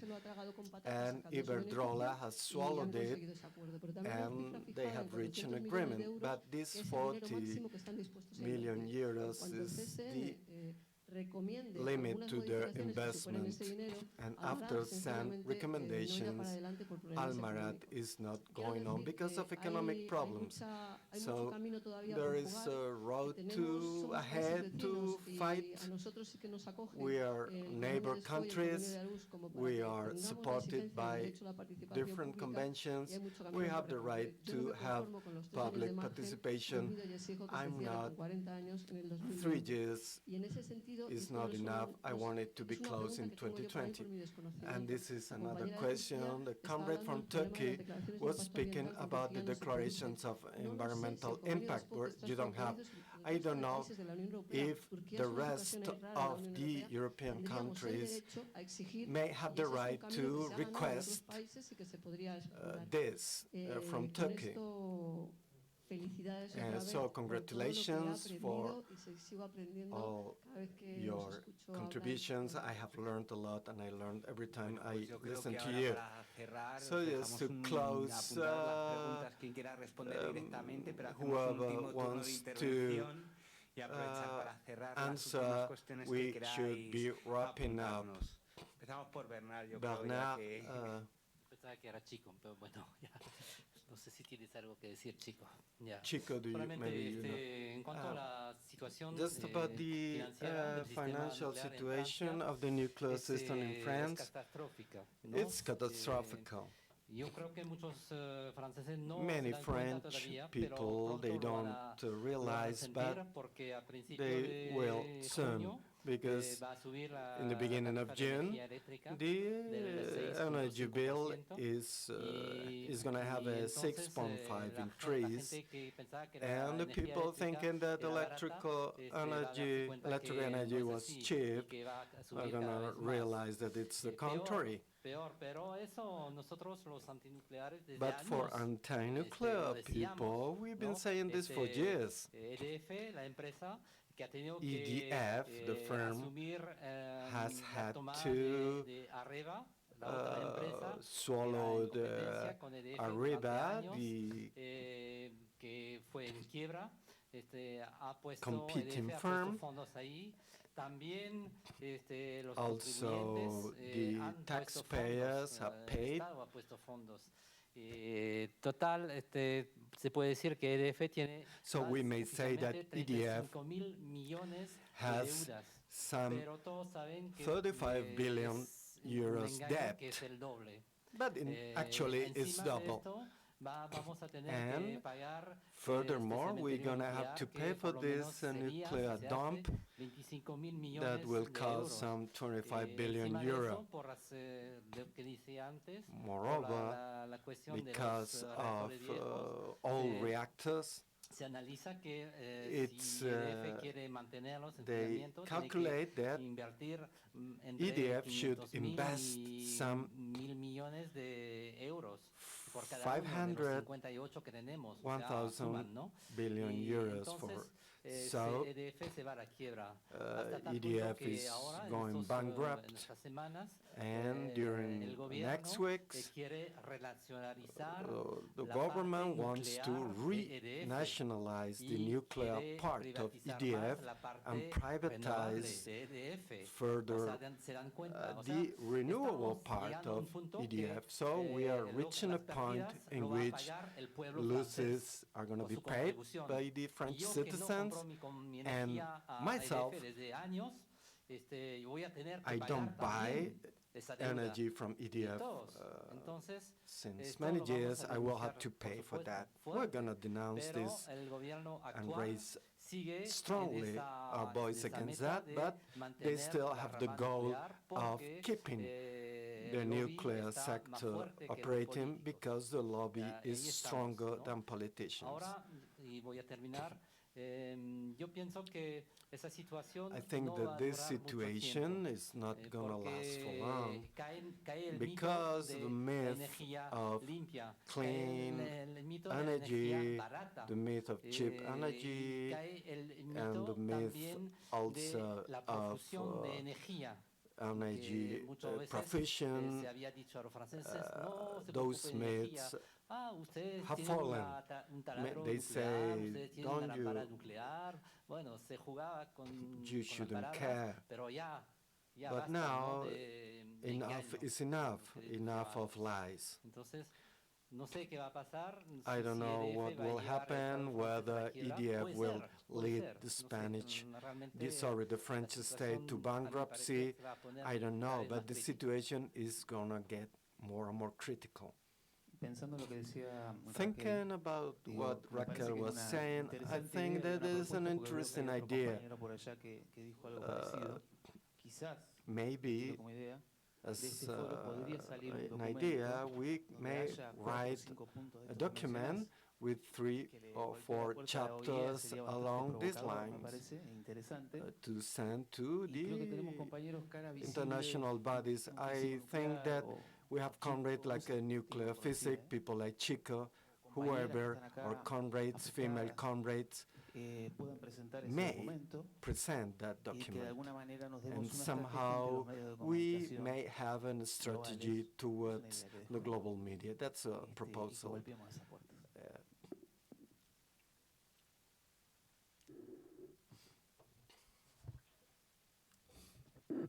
In point,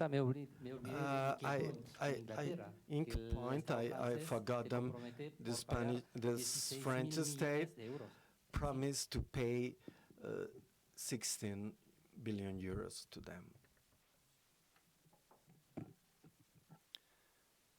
Oh, German politics. La política alemana. First, I would like to say to your question, because of the hope, I think there's always hope. And if you see the situation in Germany, the Greens, they were rising, but also the populists, the right wings, they are rising. At least the German AfD, they are denying climate change. So we need to watch how they, Salvini and Marine Le Pen, how they put themselves up in the European Parliament. We always used to have a pretty good connection with politicians in the European Parliament, but it's mostly for having special questions to the European Commission. There's, for example, in the moment, there is, as you mentioned, the United Nations, that I didn't know before. There is the United Nations body, United Nations European Economic Commission for Europe. And they put out a paper, it's called Redesigning the Uranium Pathway. Redesigning the uranium pathway. We have to compare the danger from climate change with the danger from uranium mining and all this front end of nuclear chain. And if we do that, at the moment, they say we are in a totally different situation. So climate change will be threat. Front chain of the nuclear power, uranium mining, totally different situation. So this is something I also have made connection with people from the European Parliament, but we have to wait until they are set up. It's always very important to be in good contact with the politicians and push and ask questions at one point, but the economic thing, like Areva, for example, it's not very well known to many people. And it's also, we go back to the information story, if we would have let the whole nuclear power only to the market, we would never have nuclear power. Never. Because they didn't want it. The big companies in Germany, they refused to develop nuclear power plants because it's not economic at all. So this is also something we have to shout out, because with the climate change, what they are doing, again, they want our money.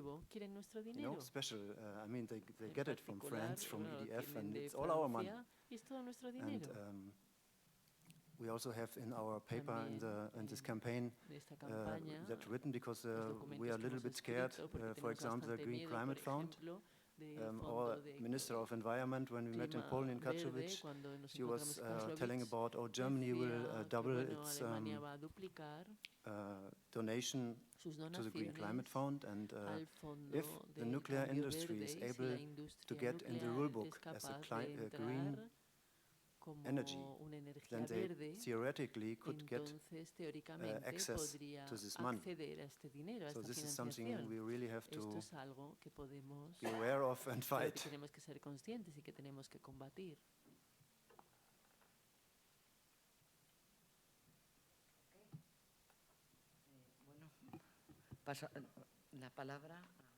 Now the floor is to which questions were still to be answered?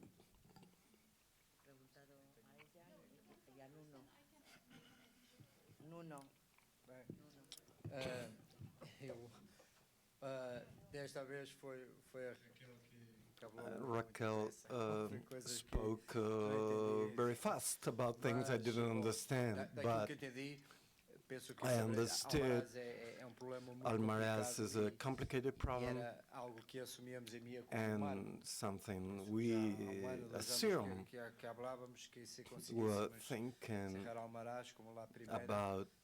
Almaraz should be closed first and then the next will fall afterwards. Then the government changed in Spain, and then they said that in 2020 Almaraz was to be closed, then 2025, and then 2028. This happened after the foreign affairs minister of Spain and the minister of environmental minister Portugal. They said the same. The Spanish minister said 2028. We are not assuming this as something certain. Different statements from Spanish response, we should wait. Because after all, there is a very sensible political context. Spain had elections in April,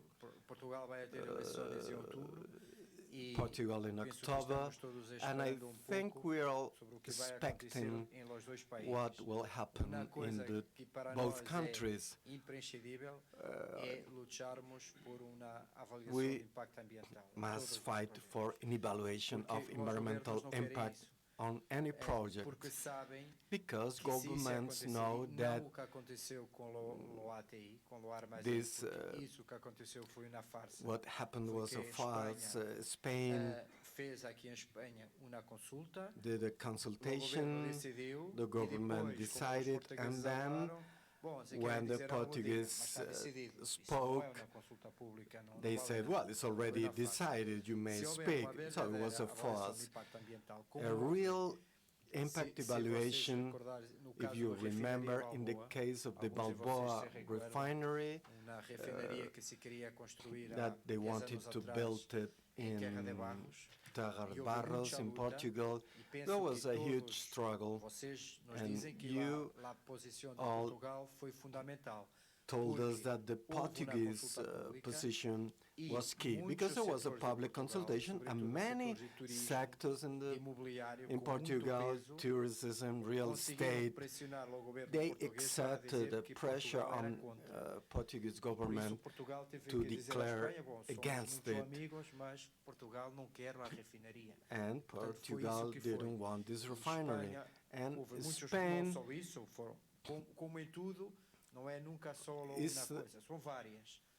there are many factors, economic crisis, the protest throughout Spain, Andalusia, Spain, in Portuguese as well.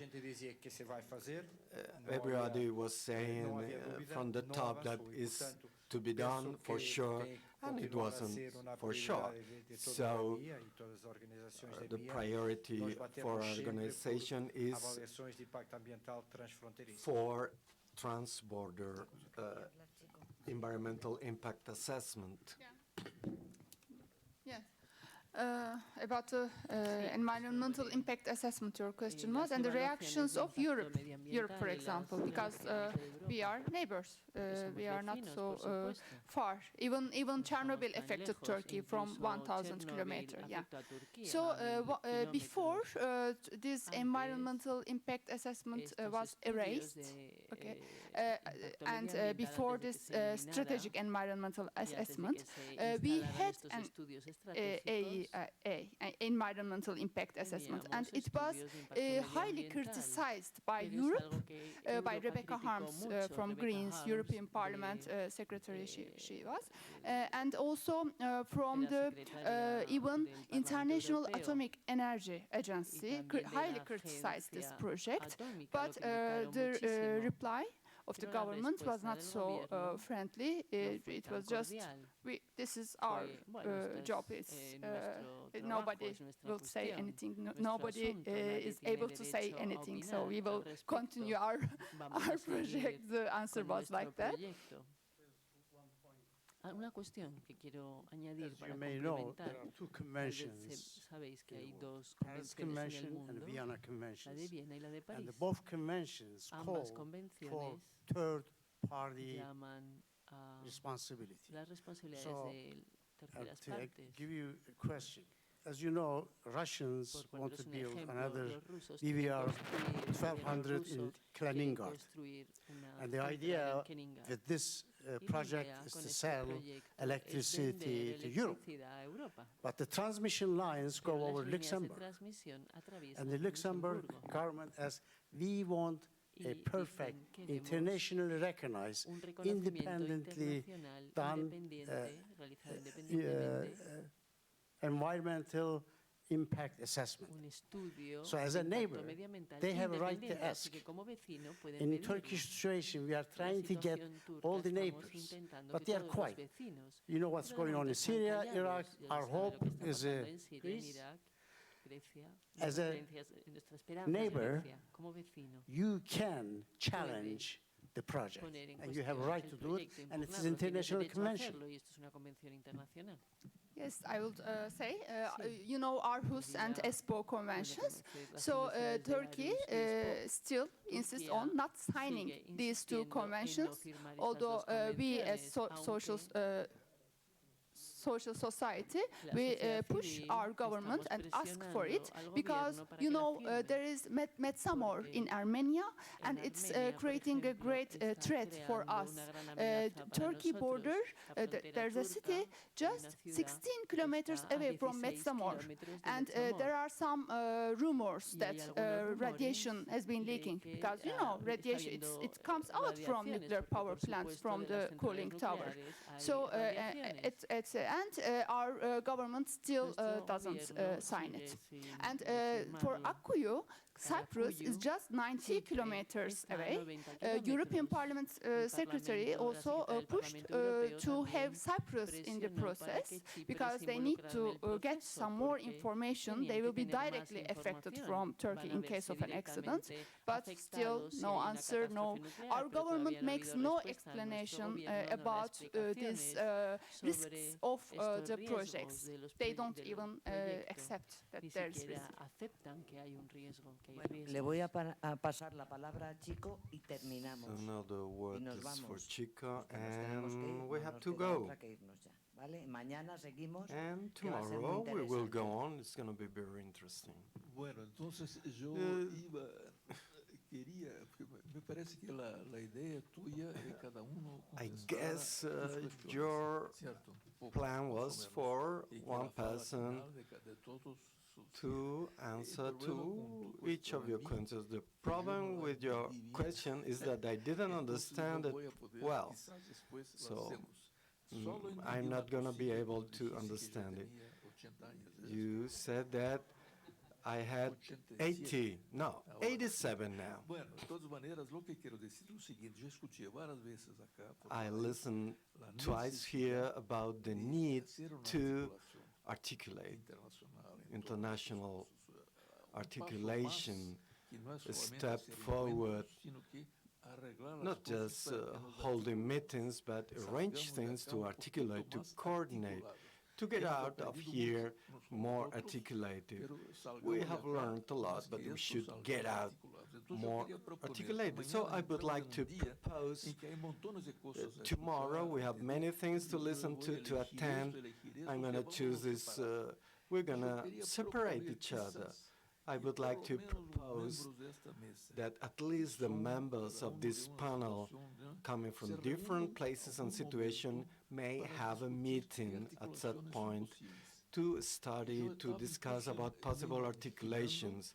que entre las I cosas was que han sido dichas thinking acá, that of hay all the cosas things said precisas here, there are que many todas las specific, cuales precise habrían things que por lo menos tornar una posición that conjunta, we ¿eh? may O sea, agree vamos a ser contra esto, vamos a about ser contra esto, vamos a a impedir esto, position. vamos a hacer esto. We should O sea, ask que for hagamos this, we por lo should menos un reclaim rol this. de cosas de las We cuales should nosotros juntos agree vamos a intentar upon trabajar a por. set of things about which Entonces, we quería como must el work tiempo va a ser together. muy corto, And since we creo have quizás a a la hora del little time almuerzo, available, quería proponer esto hopefully at francamente. lunchtime, after Y los lunch, que están en la we mesa may esa, por lo meet menos, at least the como vamos panelists of today. no sé si dónde es el almuerzo. I don't know where we're going to have lunch.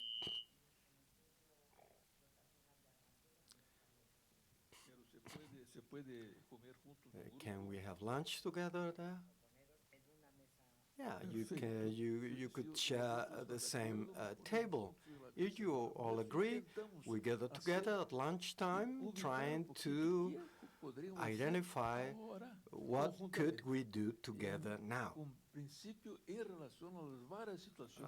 regarding to the different topics and issues that have been raised today. And I'm 87, so I'm in a hurry. Because the challenge ahead is really, really hard. So we're closing today. Thank you to everybody for your attendance, and hopefully we'll see you tomorrow. It's going to be very interesting.